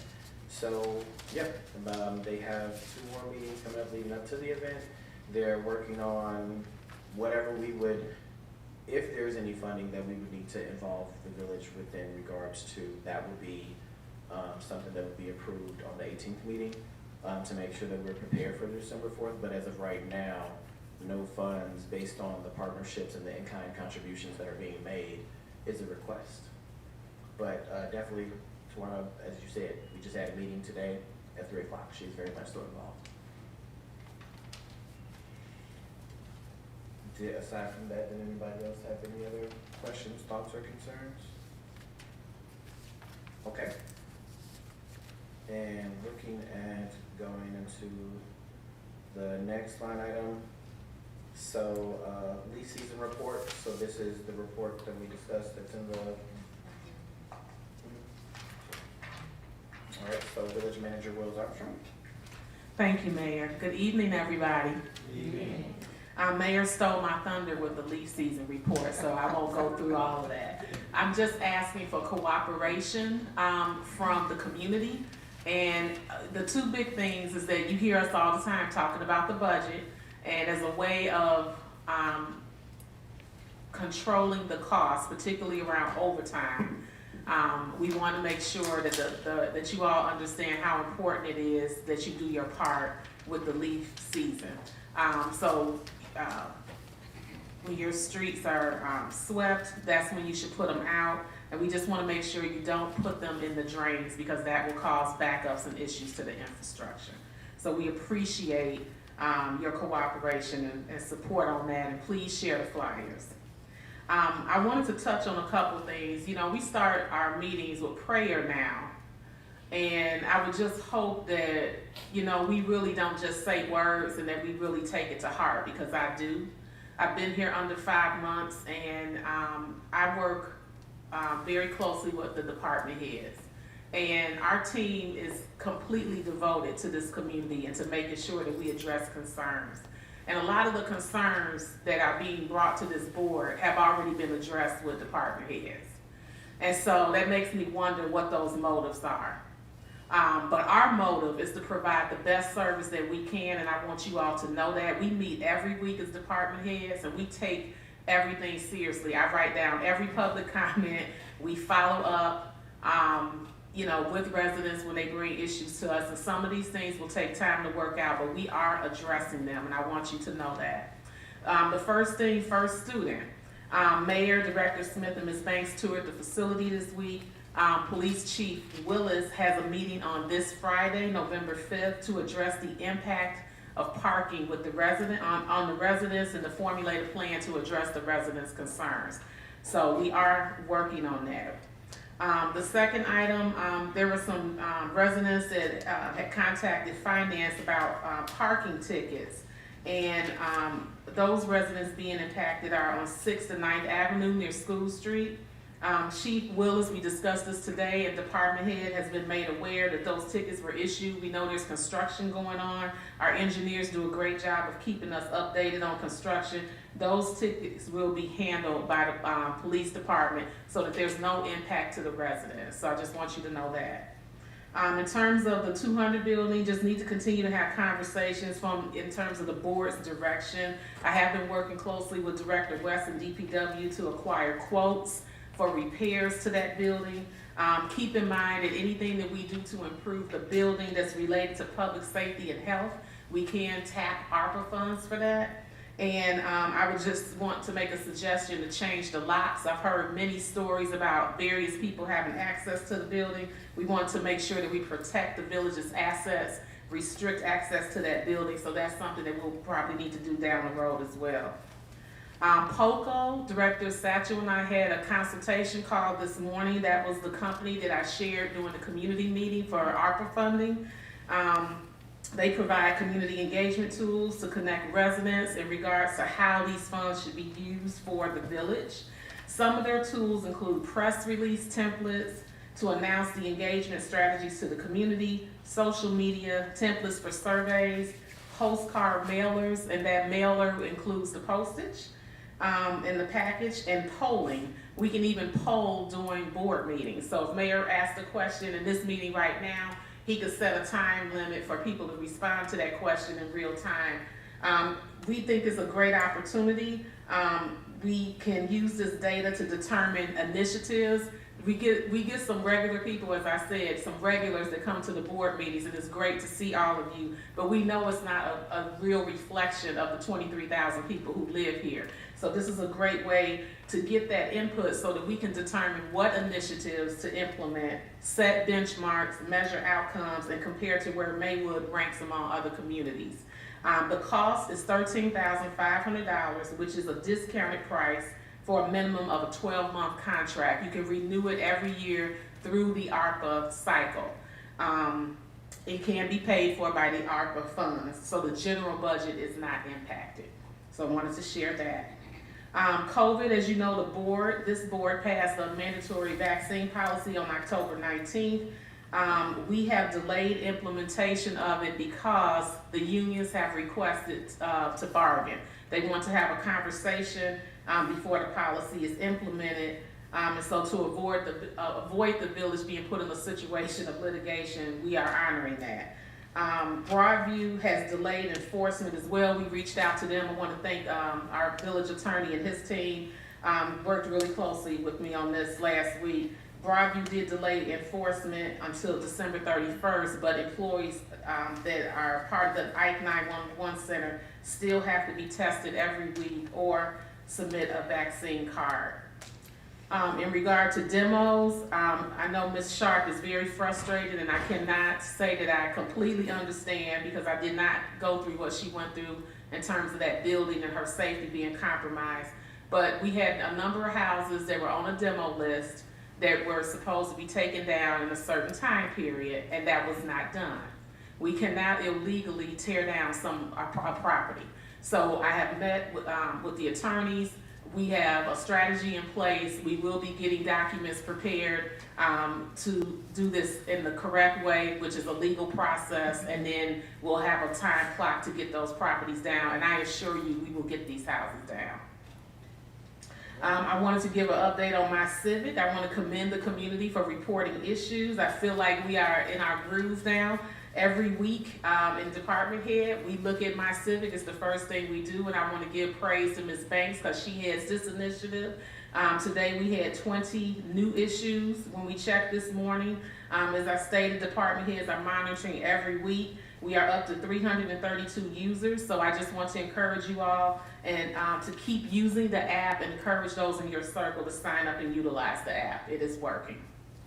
The garbage contract, I just want to make the board aware, the garbage contract expires April of 2022. We do have some presentations that are forthcoming from potential vendors, so I just wanted to put that on your radar. Board of Police and Fire Commission, I want to thank Chief Willis. We had a number of people on the team, the chiefs, the HR director, the attorneys, and myself, working on things to get everything in place. And the Board of Police and Fire Commission is in charge of hiring the police and the firefighters. That is not something that's under my jurisdiction or the chiefs. And we are looking forward to their work and filling some positions. We have several to fill. And Ms. Clay, thank you for your leadership on that. The last thing I have is employee engagement. I am working really hard to build a more productive, positive, and fun culture in our workplace. We held our first Halloween bash. Minimal cost for decorations and light snacks. We had a lot of donations, and we utilized funds that were already in our budget that was approved. I want to thank our village attorney. He donated cupcakes and a cake. I want to thank those who donated raffle prizes and the outreach team, Director Batista, our HR director, Ms. Banks, and Carmen Rivera. Our employees had a good time and the costumes were great. We had Disco Mama Mary from the police department. We had Workout Barbie Tina from the water department. We had Foxy Brown, Christy Love, Lysandra from community engagement. And we had Carmen, who dressed as a fabulous Carmen Sandiego. Oh. Each of these ladies won prizes. We are introducing an Employee of the Month during the month of November. We are now putting out an internal newsletter for our employees. And I'm proud to announce that the first Employee of the Month is actually Elijah Willis, our police chief, who received a certificate.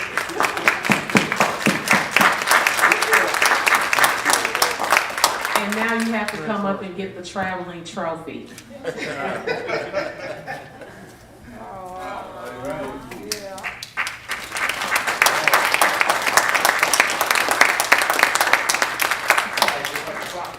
Yeah, it's the traveling trophy. Don't break it. We do have a spare in case it gets broken. Keep up the good work, Chief. You ain't got no speech, Chief? Thank you. Finally, we want our employees to engage the community more. For the month of November, we are hosting a food drive. We are collecting non-perishable items from November 1st through November 19th. Bins have been placed in various locations throughout the village, and I want to thank Director West for helping coordinate the bins and Ms. Banks for getting the flyers created. You can find the bins at the administration building, the police station, Fire Station 1, which is at 700 St. Charles Road, and Fire Station 2 at 1220 South 17th Avenue. I just want to please note to be mindful not to donate expired canned goods. Sometimes people will clean out their pantry. As you all know, I recently moved. I found things that were like from 2019 in my pantry. We don't want to donate those things. Think about if this was your family. So anything, non-perishable, beans, rice, tuna, pasta, soup are recommended items. We appreciate your support on this initiative, and I want to thank you all.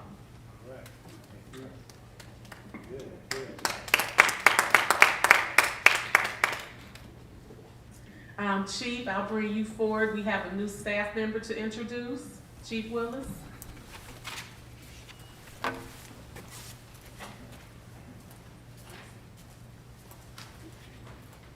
I'll make this quick.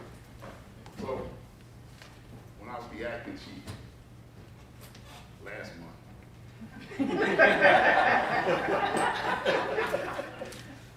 village manager charged me with, she said, you need an executive assistant. She said, go out there and find you one. And that was my first real order. I had to go find somebody. So after all the interviews and all the talking to everybody, I found one. I'm gonna bring up Miss Linda Sullivan. And I can stand here and talk about some of the great things, but I feel that it's best when it comes from the individual, when they want to tell you. But I'll just finish with this. She's a Maywoodian.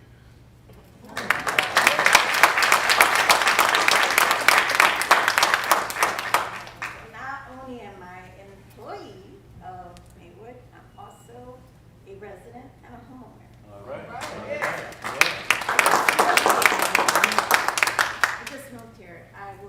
their 1 year at the end of next month. So far, it's been fabulous. Prior to becoming an employee, I did come to meetings, and I was involved with some of the community, but nobody knew me then. Now y'all know me, and now y'all can say hi to me whenever you see me. Anytime you need to speak to Chief, obviously you gotta go through me, so be nice.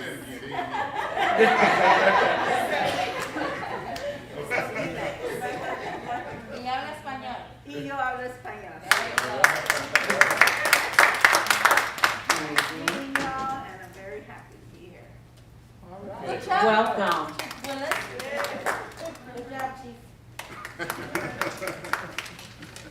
All right, 10E, 21st Avenue CDBG roadway improvement agreement, Hancock Engineering. The cover memo.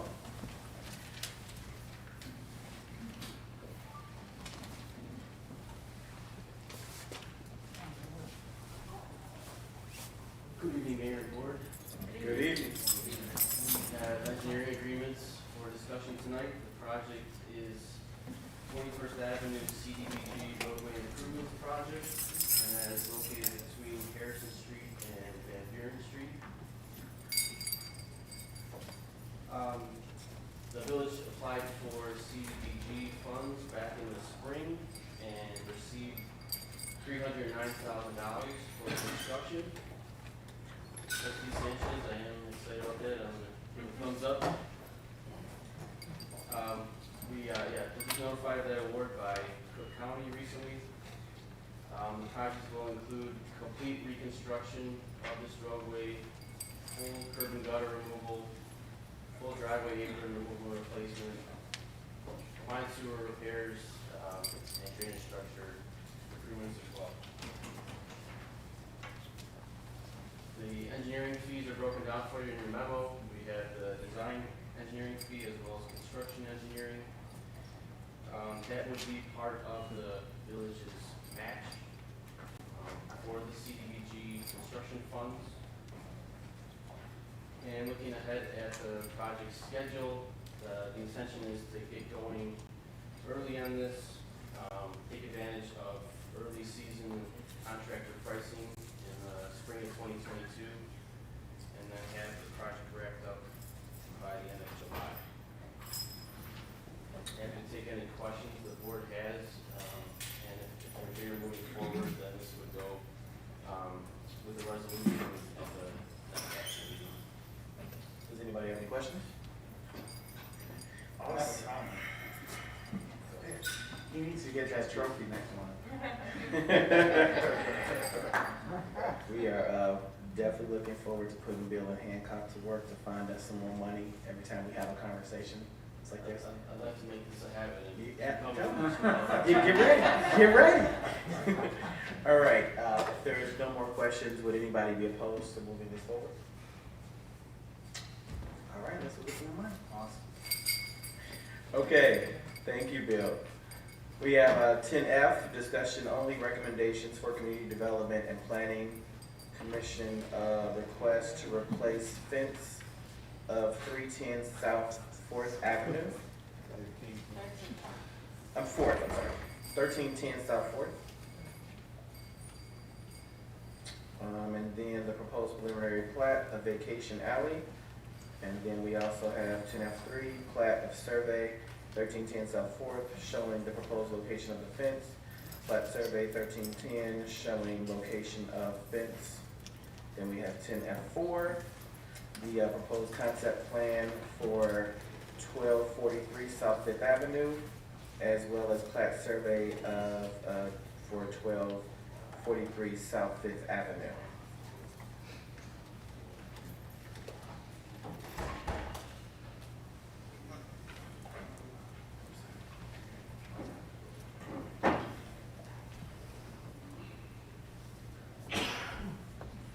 While they're getting prepared, of course, you all know Director Smith.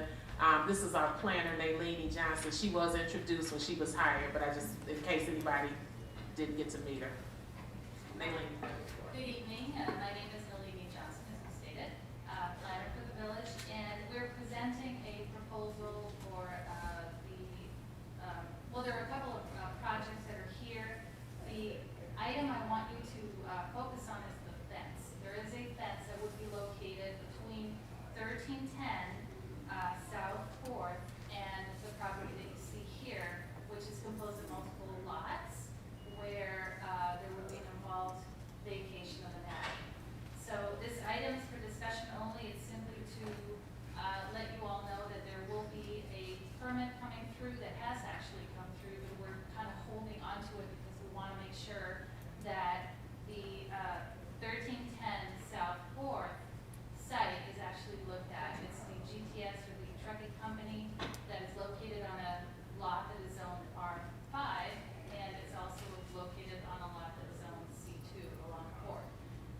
They have requested to move their fence to the north to actually enclose their property as a right, which is their property. However, because it is a non-conforming use where they have a multitude of trucks and repair of trucks that are located there, there is going to be a request of them to come through with a site plan review and also a possible buffering for the property to the north, which would be proposed to be residential. So there are a lot of moving pieces. We don't want to focus on all those moving pieces. We're requesting that this item be remanded to the Planning Commission for really a deep look at this, and that the board direct us as to whether they would like to support the idea of moving the fence to where their property would be located once vacation happens.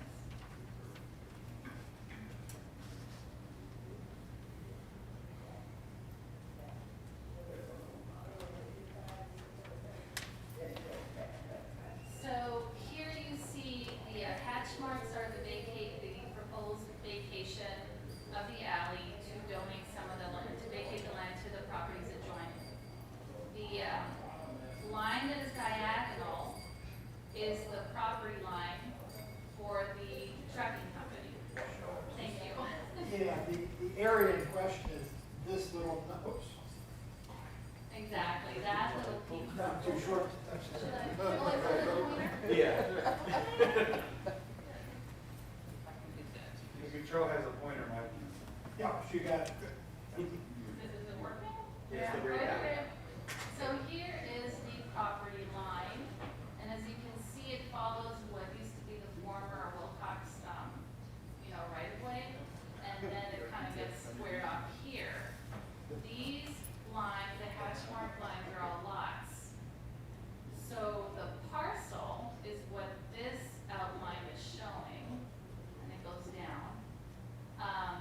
And then this little area is the piece of an area that would be vacated to the lots adjoining. So the existing fence is somewhere down here. It was built right outside of that alley vacation, or that alley, so that they could build it as a straight line.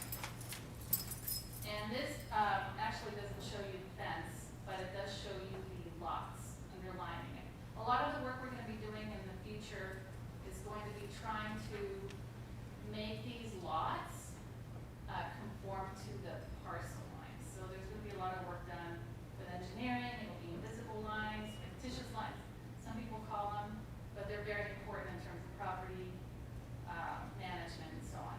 So the idea is to vacate this alley to the adjoining lots and ask them to come through with a plat of re-subdivision, which will erase a lot of these lot lines and be able to bring the building into conformance with the zoning code a little bit more, at least, closer to it. And also, more importantly, by moving the fence from where it is now to where it ought to be in terms of the property line, we'll be giving a little more room for future small grocery store that will be located here that has some parking, but it'll allow the trucks to move out of this area and be able to use some of this land that will be freed up.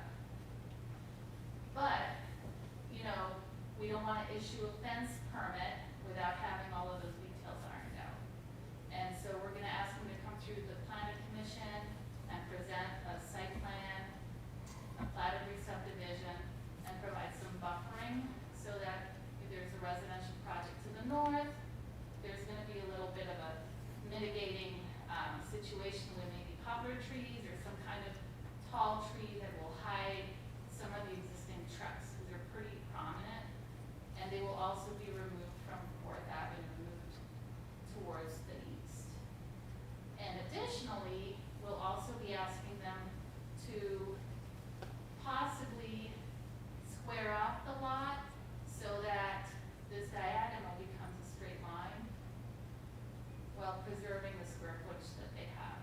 So there's gonna be a lot of little pieces like that, and it'll take a little while. So the question would be, is there a consensus with allowing them to build a fence, subject to these conditions? So, any questions? Yeah, team, so this is the fence that we talked about back in March or April. So, are there any opposition to this?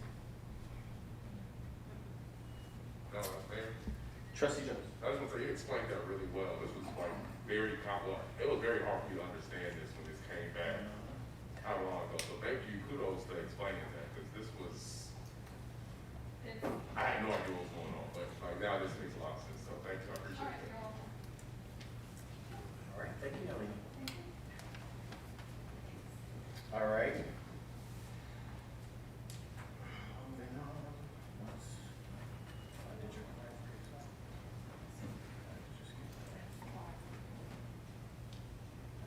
okay, we're back.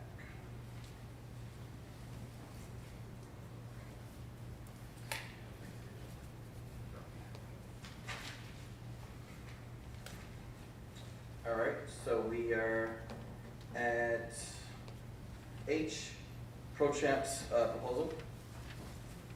Am I skipping? Oh, sorry. Discussion and consideration. Here we go. Now we're back.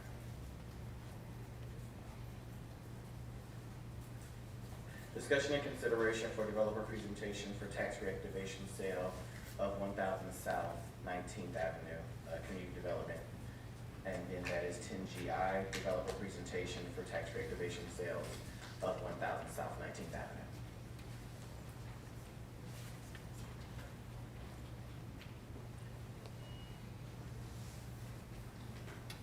Good evening, board, manager, Good evening. mayor.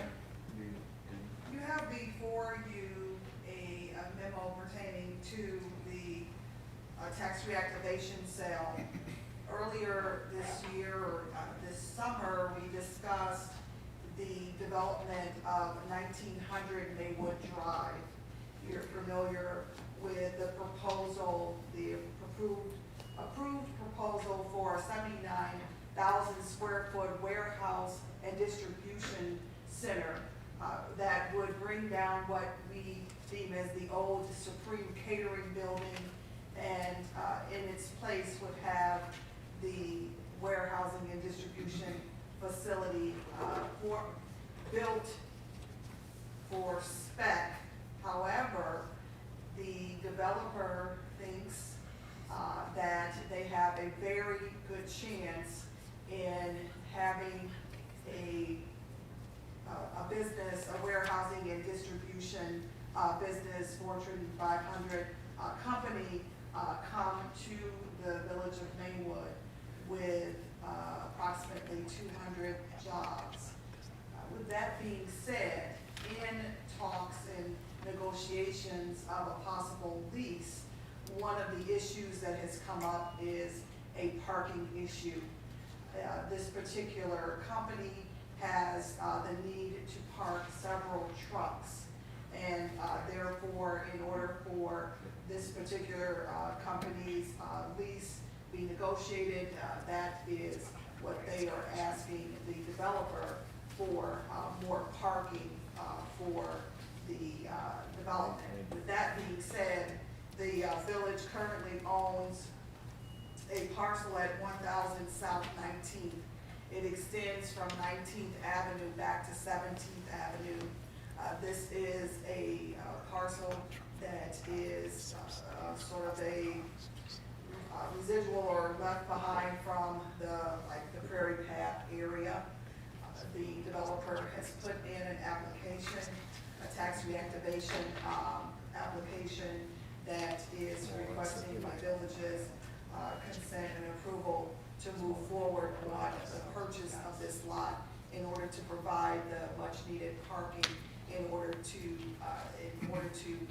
finish the negotiation of this lease. So with that being said, I will introduce to you Jacob Cromwell and his partner of 19 Maywood LLC in order to give a brief presentation as far as the need for the additional parking and their request for their tax reactivation, purchase of a tax reactivation parcel and moving forward. While they're getting set up, I also want to add that what makes this a very unique proposal as well is that if you remember, you approved a tax incentive for this parcel in order to move forward. And within that tax incentive, within that resolution, there was a area that talked about business infrastructure improvement programs. They have added into this proposal for the tax reactivation, although their tax parcel and the incentive is on the 1900 Maywood LLC. As a part of that, they have also agreed to provide provide gateway signage that's very, very much needed for our 17th Avenue corridor. As you may remember, this 17th Avenue here is a commercial corridor. And they have added that with the purchase of this lot, that they are willing to, in good faith, their tax incentive also provide some gateway signage here and some upgrades in the streetscapes and the landscaping. So I will turn it over to them for their presentation to you on this tax reactivation project. Thank you. Thank you. Thank you, Angela. My name is Matthew Stauber. I'm one of the managing partners of the 1900 Maywood LLC, along with Jay Carmel from PSI, who's heading up our construction efforts. Thank you again for your confidence and in initially approving our project, along with the 6B, which was critical to get things launched for us. Just for a quick update, the existing building, the prior catering facility, has been demoed if you happen to drive by the facility. It's down, including a big water tower, came down a couple weeks ago. Not as exciting as my kids had hoped it would be when we videoed it, but notwithstanding, it's down. And we're moving forward with the cleanup, which is part of the environmental remediation, as well as vertical construction of the site, again, on a speculative basis. We have been fortunate, we've been able to identify, actually it's a Fortune 50 company that is extremely interested, or beyond interested. We're engaged in leases with them right now and negotiating that. Contingent upon that project going forward for them and their close to 150 to 200 jobs that they would bring to the community, is parking is a key factor for them. This facility will function as a last mile delivery for them. So this will not be a heavily road taxed, heavy semis coming and going. The parking really will function for both cars and delivery vans. So last mile concept, of course, is that this is the last touch before the product gets delivered to the resident or the person who has ordered it. As part of that, going forward, and we identified in conversation with Angela, who's been a great asset to your community and to us in this project. If we may, thank you, Jacob, is the site just to the north in kitty corner from the project or subject project itself. It's sitting fallow at the moment and of course would be beautified. I think we've got a better picture here, but it would provide for up to 92 parking spots, which again are critical, and the project doesn't happen without this, to be quite frank. In addition to that, you can see the heavy car parking and van parking that's on the site itself. So we really have spent actually more money in an effort to secure this tenant by modifying our layout and trying to fit them all on site, which obviously doesn't work. So thus the need for the parcel across the street. We'll move to the next slide, please. So here is the present conditions today. Actually, if you go out there, as I said, the building, which is in the lower left hand of the aerial, is down, and we are very actively engaged in getting vertical on the site. And then you can see the proximity and the current conditions that are there.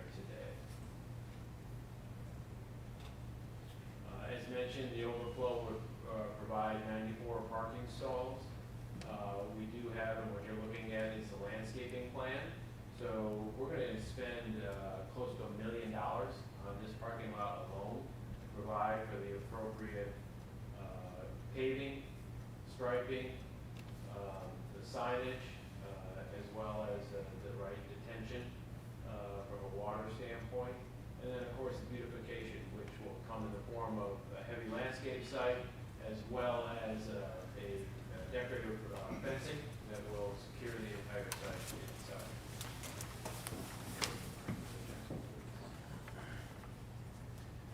We will light the site, so from a security standpoint, obviously the Prairie Path goes right next door, so we think that that's an enhancement for both that from a security and a use standpoint as that becomes more and more popular in your community.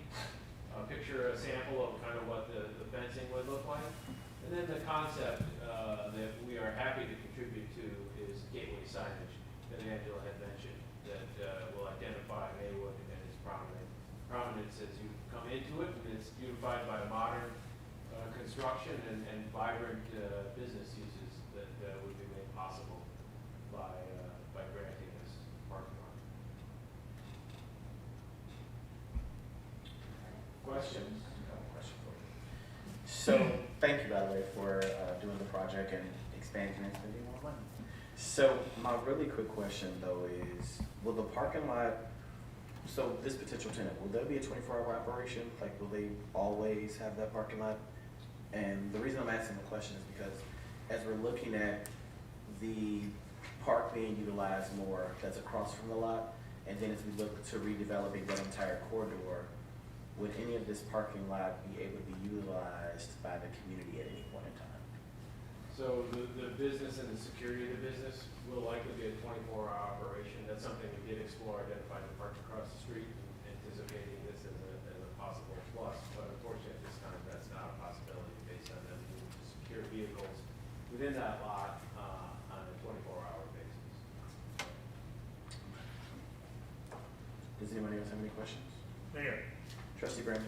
Yeah, so we basically will be just continue, because there's a parking lot adjacent to this property. So it's basically how I envision it is we're just continuing the parking situation that's already connected to that property or that kind of area, just continuing down to 17, basically, correct? Correct. Board, Mayor, I wanted to just make note here in regards to some parking that's directly across the street. The developer at this time has, although that parking is directly adjacent, has passed on this particular property at this time, but may down the line with growth need more of that parking as well. Just want to give a heads up because that may come before you down the line as well. But that is also village-owned lot as well. National Cycle does have a piece of that, and so just want to give you that heads up. Thank you. Does anyone else have any questions? Do we need a motion? Well, let's say, would anybody be opposed to this moving forward? Keep building. Awesome. Thank you for your comment. Thank you guys so much. Continue trust. Absolutely. Thank you. All right, so now we're at H. 10H, pro champs proposal.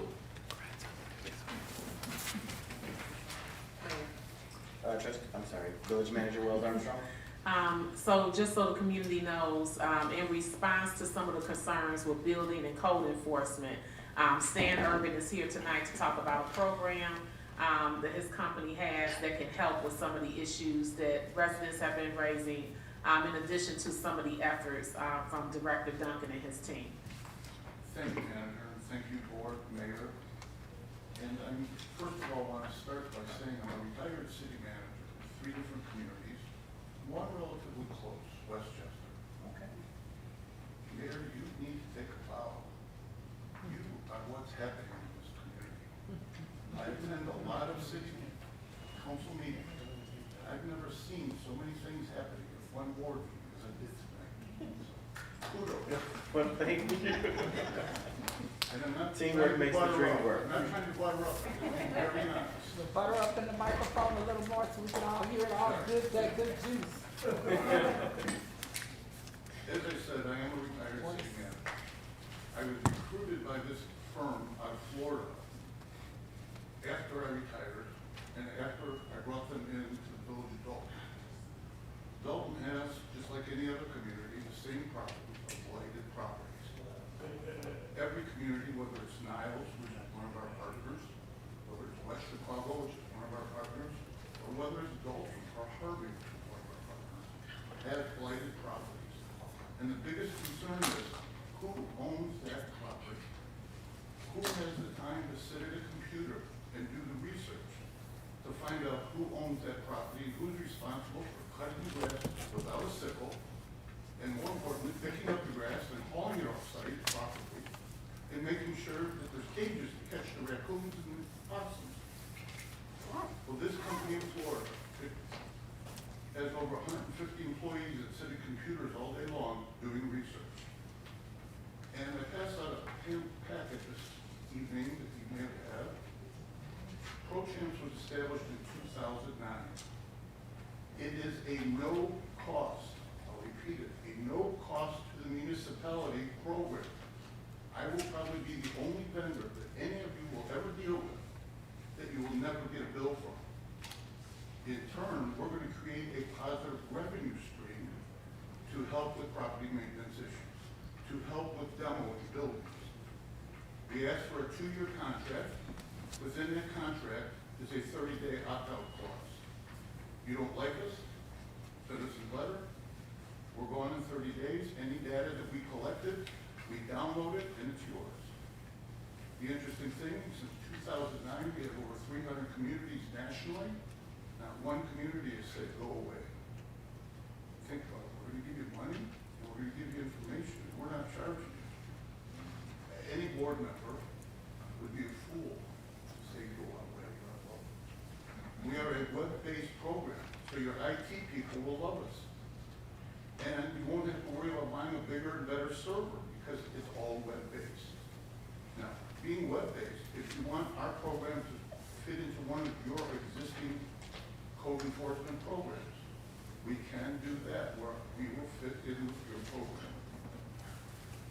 We provide the direct contact information to the mortgagees, the property managers, names, addresses, phone numbers, and emails. So that when your code department goes out to the house that's vacant, it's in foreclosure, they want to write a ticket. What do they do with it usually? They write the ticket and hang it on the doorknob. Well, nobody's living there. Or they come back to the little hall and get a nice envelope, they get a stamp, and they mail it to the house, and nobody's there. Now, just by punching in the address, if it's in foreclosure or it's vacant, the name, address, phone number, email of the appropriate people is at their fingertips. No more wasted postage, no more wasted time. The data is to address blighted property issues. As I said at the very beginning, it's one thing to see the blight, but how do you take care of it? You've got to get a hold of the owners. We created an annual revenue stream, as I said earlier, and I'll explain that in a little bit. The second page I gave you, this one here, we're not going to go over it. I think everybody realizes there's reasons to register blighted properties and the benefits to register blighted properties.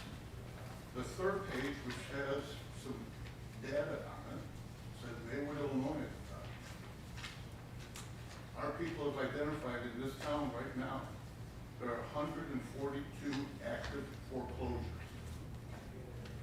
There are over 450 vacant properties, commercial and residential.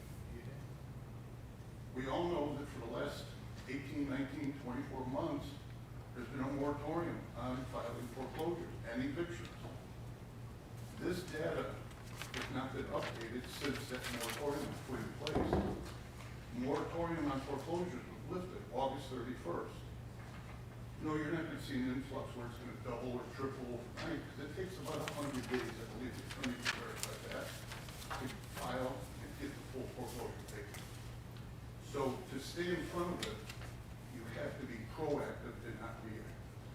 can't wait until that number of 140 some foreclosures goes to 300.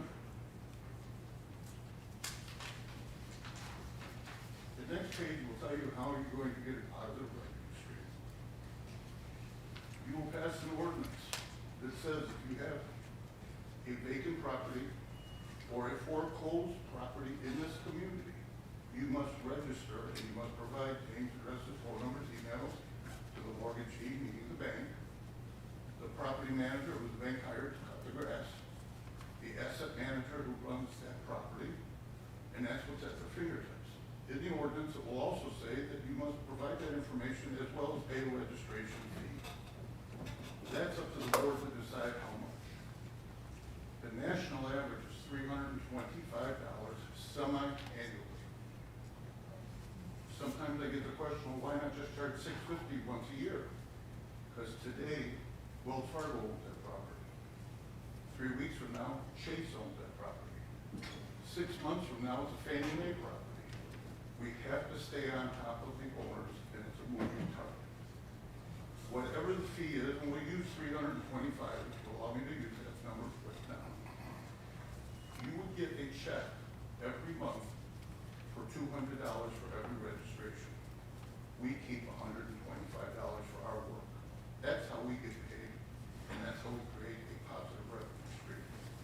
The potential for this community, if we were to register 100% of what I just told you, is over $240,000 of revenue. That's a lot of grass cutting. That's a lot of tear downs. That's a lot of help in your community development. The rentals we do also, but I would suggest at this point, give us a chance. Let us prove ourselves with the vacancies and the foreclosures, and we'll move on from there to go on to short-term and long-term rental if so desired. It's the same type of program. The fee structure is a little bit different. The next piece of documentation you have is 50+ Illinois communities that have partnered in the last 18 months. From as far south as Quincy to as far north as Waukegan, Peoria, Rockford. Yes, the big hitters are there. If you think you have problems with blighted property, go talk to the mayor in Rockford, the mayor in Peoria.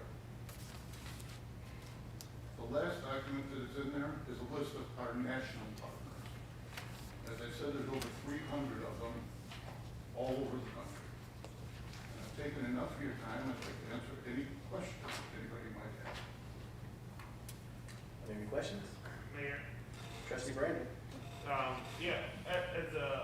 sorry, what's your name again? Stan. As Mr. Stan was talking, I was thinking to myself, this sounds very much familiar. And so we have You have a vacant property ordinance in place. right. So we have a current ordinance in place. Are there any other? Is there another organization that's similar to yours? None. Okay.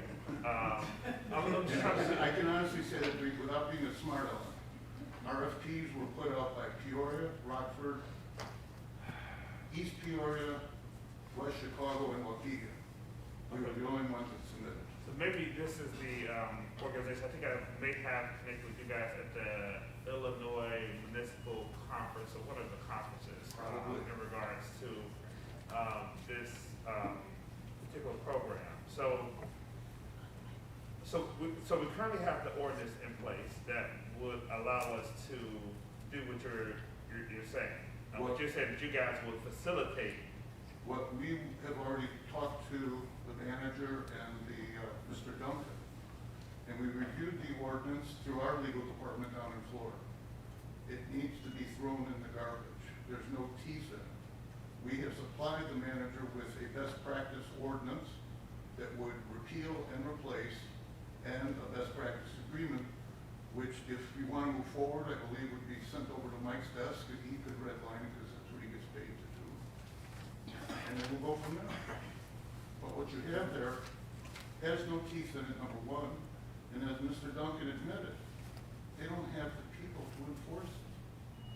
They don't have 100 people sitting in a computer doing the research, finding these property owners. It's one thing to go out and say that property's empty. Now, how do you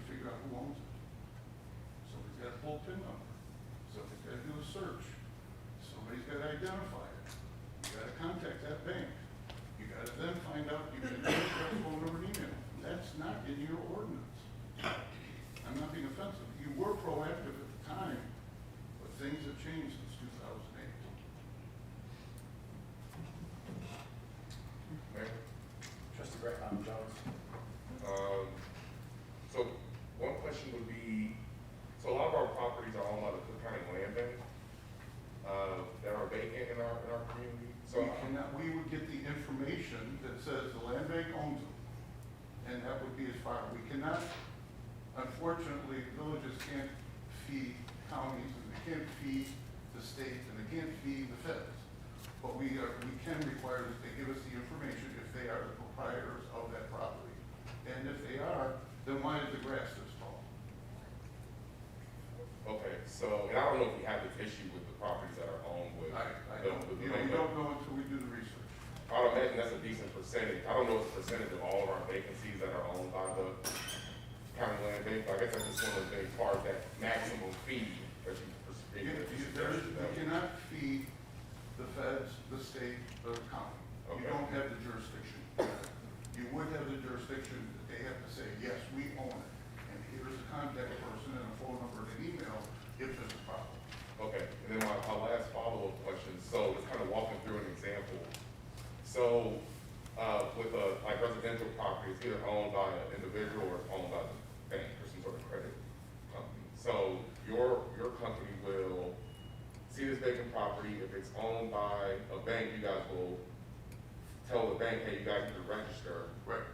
And then, once they register, we'll use that information to hold them accountable for, that's the idea, that we'll use that information, because then we can cite them if they're not holding, not Exactly registered. right. Now, if it's a private owner, then you still have the ability to find this private owner by, I would imagine if it's a private owner, assuming that this is their main residence, and they're actually going to land right back at that place of faith. Let's say, for example, I happen to live in Woodbridge, and I bought a house in Maywood, and it's vacant. I would be contacted by ProChamps and say, you must register according to this ordinance.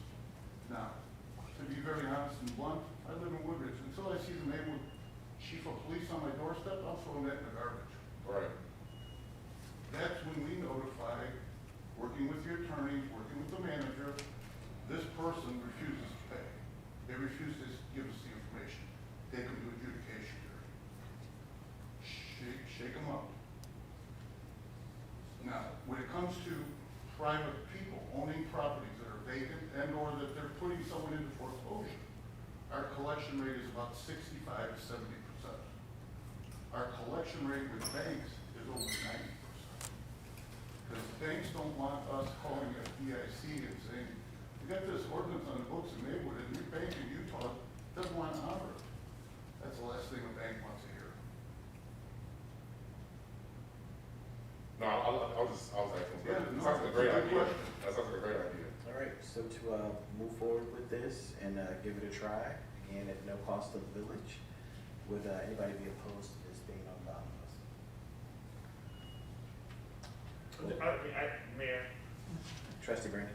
I did have some additional questions pertaining to, I guess, the pros and cons. I mean, I know he mentioned that the village, I guess, couldn't do this, or, because I remember this conversation taking place, and I was trying to figure out, I thought the idea was, because we had something like this come before us before, and I thought the idea was for us to, that this is something that we could have, because these people have to register with us. I thought, from my understanding, this is something that they have to do right now.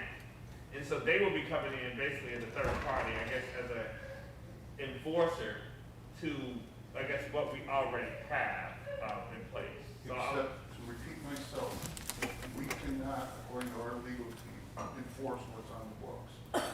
Because in your ordinance, it doesn't say give us a name, address, phone number, email. To who owns it? The property manager that you hired to take care of this property, the asset manager, name it. That's not in your ordinance. right, and I guess for me too, just understanding, like having a clearer picture of, okay, so how many properties are owned by, like, what's that real number in regards to how many properties do we have that's owned by, like, the Cook County Land Bank?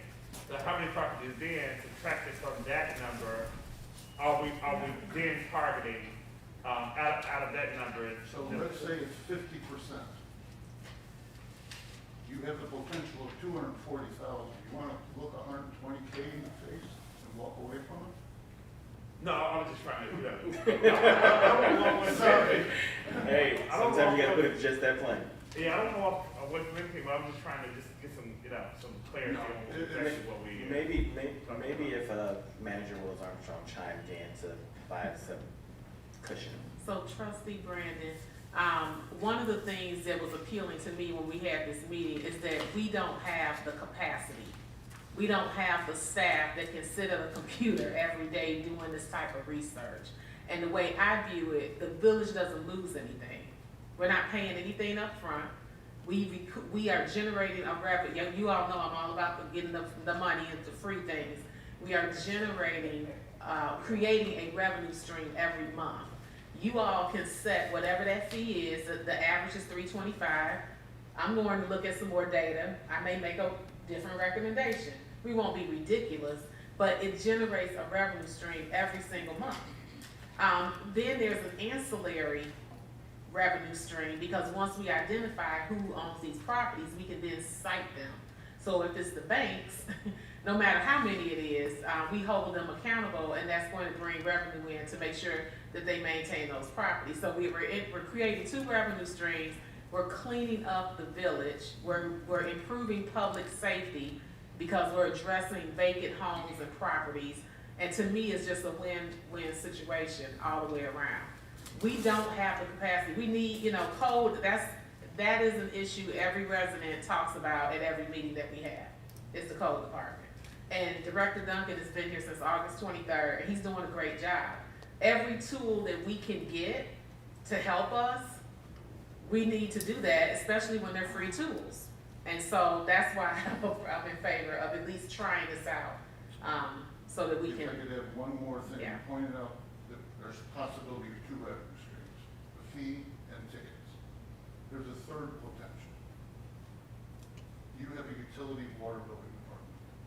I'm willing to bet at least 100 of your water bills come back undeliverable every quarter that you send them out. It's something for you to do tomorrow, Mayor. Go look in there. I don't need to, I'll look at your proposal before you can. Okay. The idea is that now, rather than them going into a box or resending it to an empty house, somebody in the utility department should have access. They type in 123 Lovers Lane in Maywood, and they go, oh, it's owned by the bank in Utah. Send that water bill right to Utah. Yep. And then which helps to our people who are staying there ordering but shouldn't be, to squash rates. All right. Does anybody have anything else or any reason to not move forward? Not doing motion. Just seeing if anybody can get close to get it, move forward. Things that are too formal, that's why they're asking for motion. We trying to get going. We trying to get going. We know when something's positive, we just, let's get the positive going. No, this is a genius business model, though, which I was talking about business. Mayor, I would ask one more time, in his choice of his manager. I have talked to 2 previous mayors in this town and got nowhere. Have a nice evening, folks. Thank you so much and welcome to Maywood soon. Thank you. All right. So we're looking at 10I, that's the janitorial contract, the bid waiver in lieu of solicitation of competitive proposal. Just trying to move forward in regards to the cleaning company moving away from the current cleaning company that we have. Did anybody want to ask any questions? We're just trying to make sure that the buildings stay sanitary, using COVID-19 materials, and making sure we're doing our best foot forward. So with that said, before we get into questions, did you want to say something, Village Manager? I just want, I know Trustee Lightford had raised a question about, we were charged for services that were not rendered, and I have requested a refund of $10,000 back to the Village of Maywood after calculating those months. And so working with finance on securing those funds back to our village. And then, this particular, contractor, Director West, actually, spoke with two contractors. The one that I presented, is a, MBE, minority business, owner, minority business enterprise. And, my understanding is that you will have the choice to do a bid waiver, or you know, can go in a different direction, so. I think, in this case scenario, when it comes to janitorial services, when it comes to keeping the buildings clean and ongoing safety and sanitation, considering what happened specifically in the police department where we had 12 of our officers out, we want to make sure that we are keeping the buildings continuously clean. So if Director West and his team has met with the company has met with village manager, I think we can go ahead with this bid waiver. Does anybody have any questions? Trustee Brandon. So the part of the bid waiver is to like save money in regards to like advertising, like within the newspaper, things of that nature. But the framework in regards to making sure that we have three bids to come in, it's still there. And I would like to have Attorney Jeruzzi to chime in, because I know this was one of my concerns about making sure that the process allowed people to like clearly be able to participate, and for us to be able to make sure we're getting a bang for the buck, so to say, in regards to this particular cleaning service. I know the last cleaning service was around $90,000. They are cleaning services, within the area, within Maywood or within Proviso.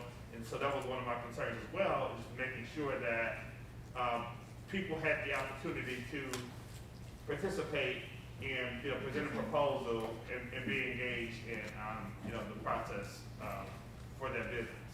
And so that was my concern, but I'd like the attorney to just speak to. Attorney Jeruzzi. Yeah, with respect to our code that deals with procurement contracts, we do have the ability as a board to waive the bidding process, and when we do that, it's in order to go through a solicitation and competitive proposal process. My suggestion would be for the Director West just to bring back a memo recommending a vendor and identifying the other vendors that he solicited competitive proposals for. You don't always necessarily waive the bid process for purposes of just picking the lowest vendor. Sometimes it's to secure a minority, a disability, a woman, a veteran, or a local business. That business may be number 2 in the competitive bidding, and you choose to go with number 2 over the lowest bid, number 1, for one of those, reasons, So my suggestion is, have Director West make a recommendation based on the contractors, the vendors he, solicited proposals from, and I do have a contract, that we could bring forward at the next meeting and to sync up with his recommendation, and if the board wants to vote on it, then it would be ready to go at your next meeting. Would everybody be okay with that? Perfect. Okay. Moving on, we're gonna go to 11. Village Attorney Report, agenda item, Village Attorney. DJ, discussion and consideration of replacement lighting cabinet on the southwest corner of 5th Avenue and Green. So discussion and consideration, what you guys see, so 5th and Green, was it hit by a car? It was tore up, like,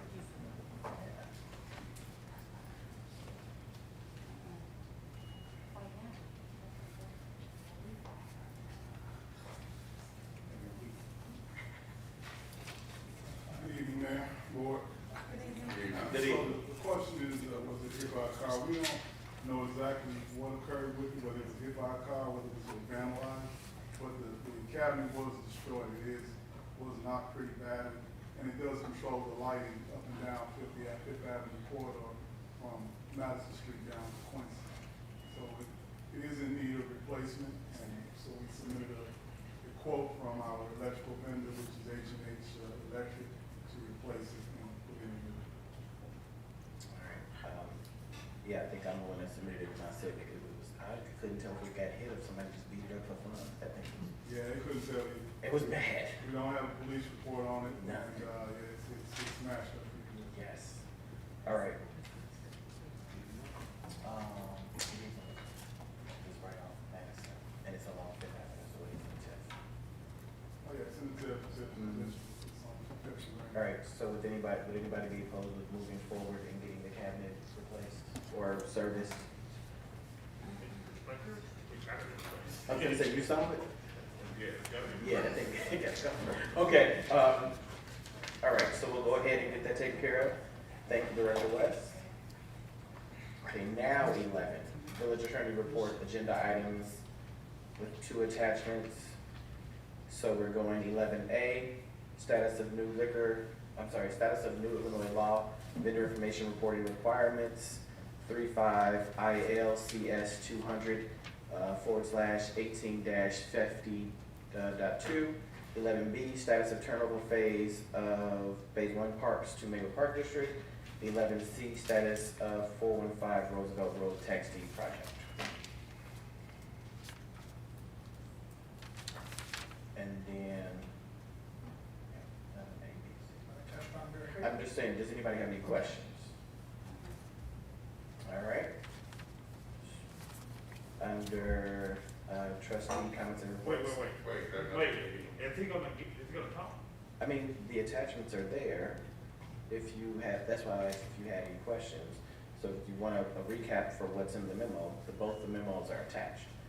So, would you like for the attorney to recap what's in the memo? I would.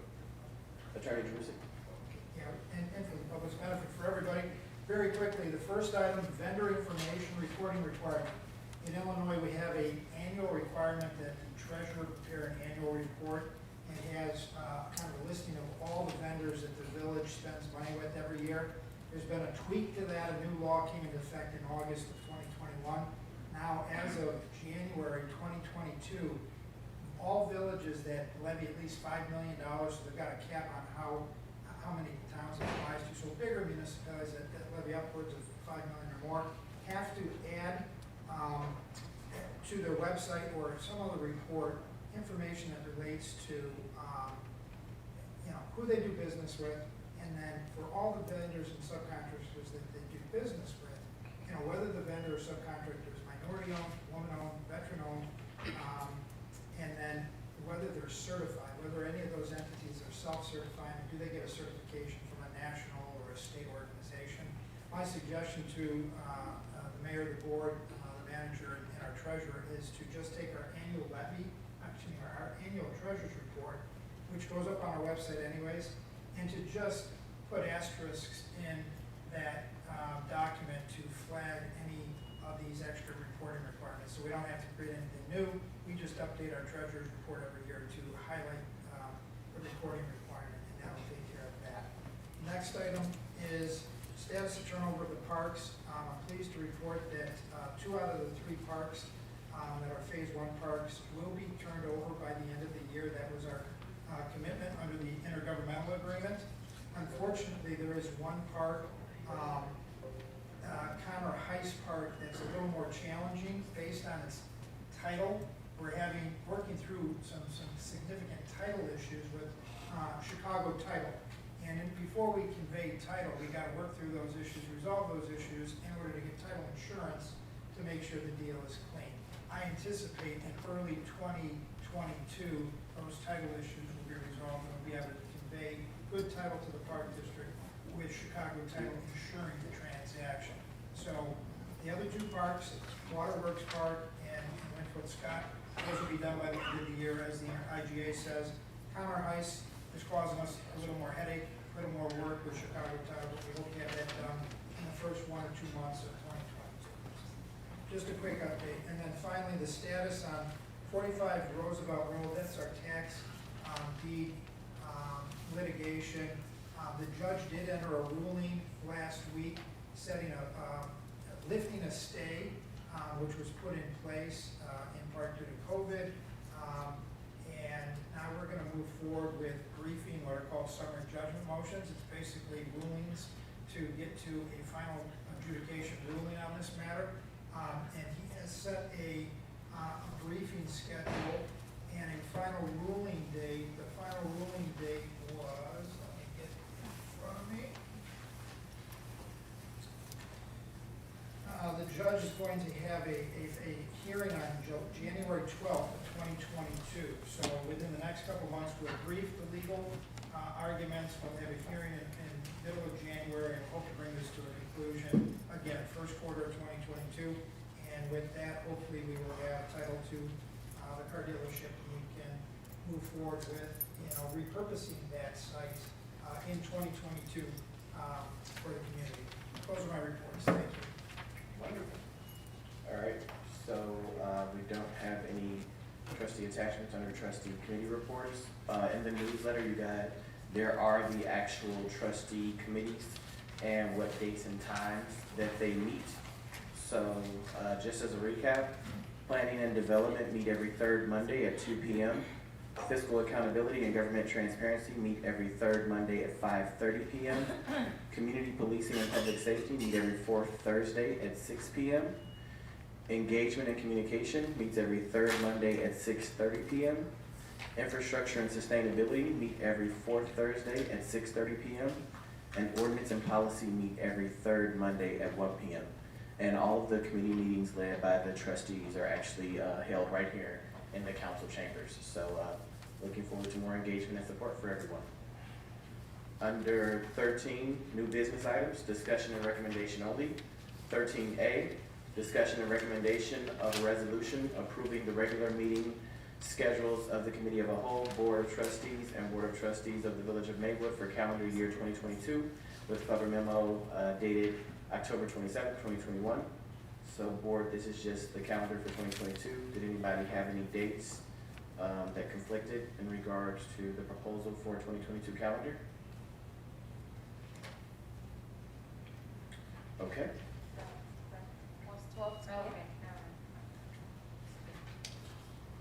Okay. All right, so we'll go to 13B, recommendation of a resolution authorizing the approval and execution of an intergovernmental agreement between the Village of Maywood and the Illinois Department of Transportation regarding costs, maintenance, and other issues related to traffic signals and other control devices on state highways. So again, there is the information in regards on the lower packet with the memo from Plaintiff and Jenkins, as well as the information. Does anybody have any questions in regards to that? Okay, so we'll go to 13C. Discussion and recommendation, resolution authorizing the approval and execution of a professional engineering service agreement with Edwin Hancock Engineering Company for Phase 2 Design Engineering Services for the 19th Avenue Roadway Improvement Project. So that's Madison Street to Oak Street. And there is an attachment also with the memo from Kleinthorpe and Jenkins in regards to improving our 19th Avenue corridor from Madison Street to Oak Street. Did anyone have any questions in regards to that?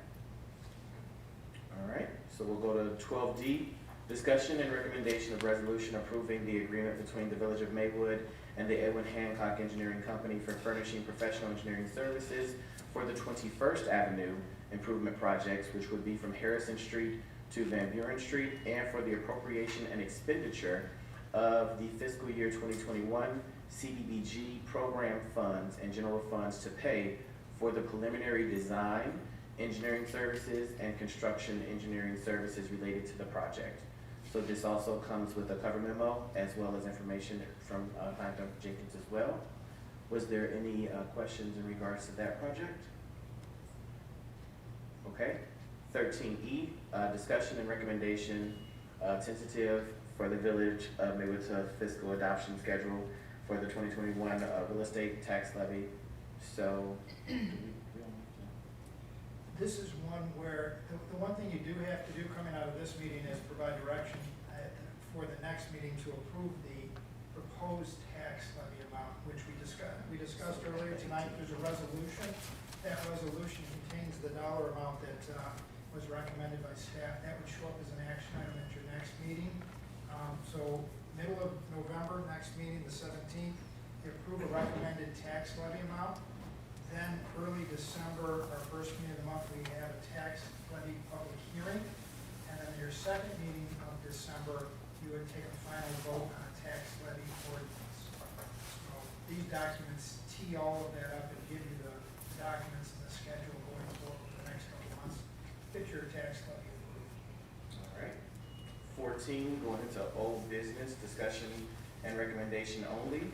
So 14A, ordinance amending various sections of Chapter 30, Village Administrator, and Chapter 37, Civil Emergencies of Title III Administration of the Village of Maywood Code to create the Department of Homeland Security and Emergency Management in place of the Village Emergency Services and Disaster Agency. So this is a cover memo as well with Winthrop and Jenkins, just cleaning up a current ordinance in place to get the launch of Homeland Security and Emergency Management. Does anyone have any questions in regards to that? All right.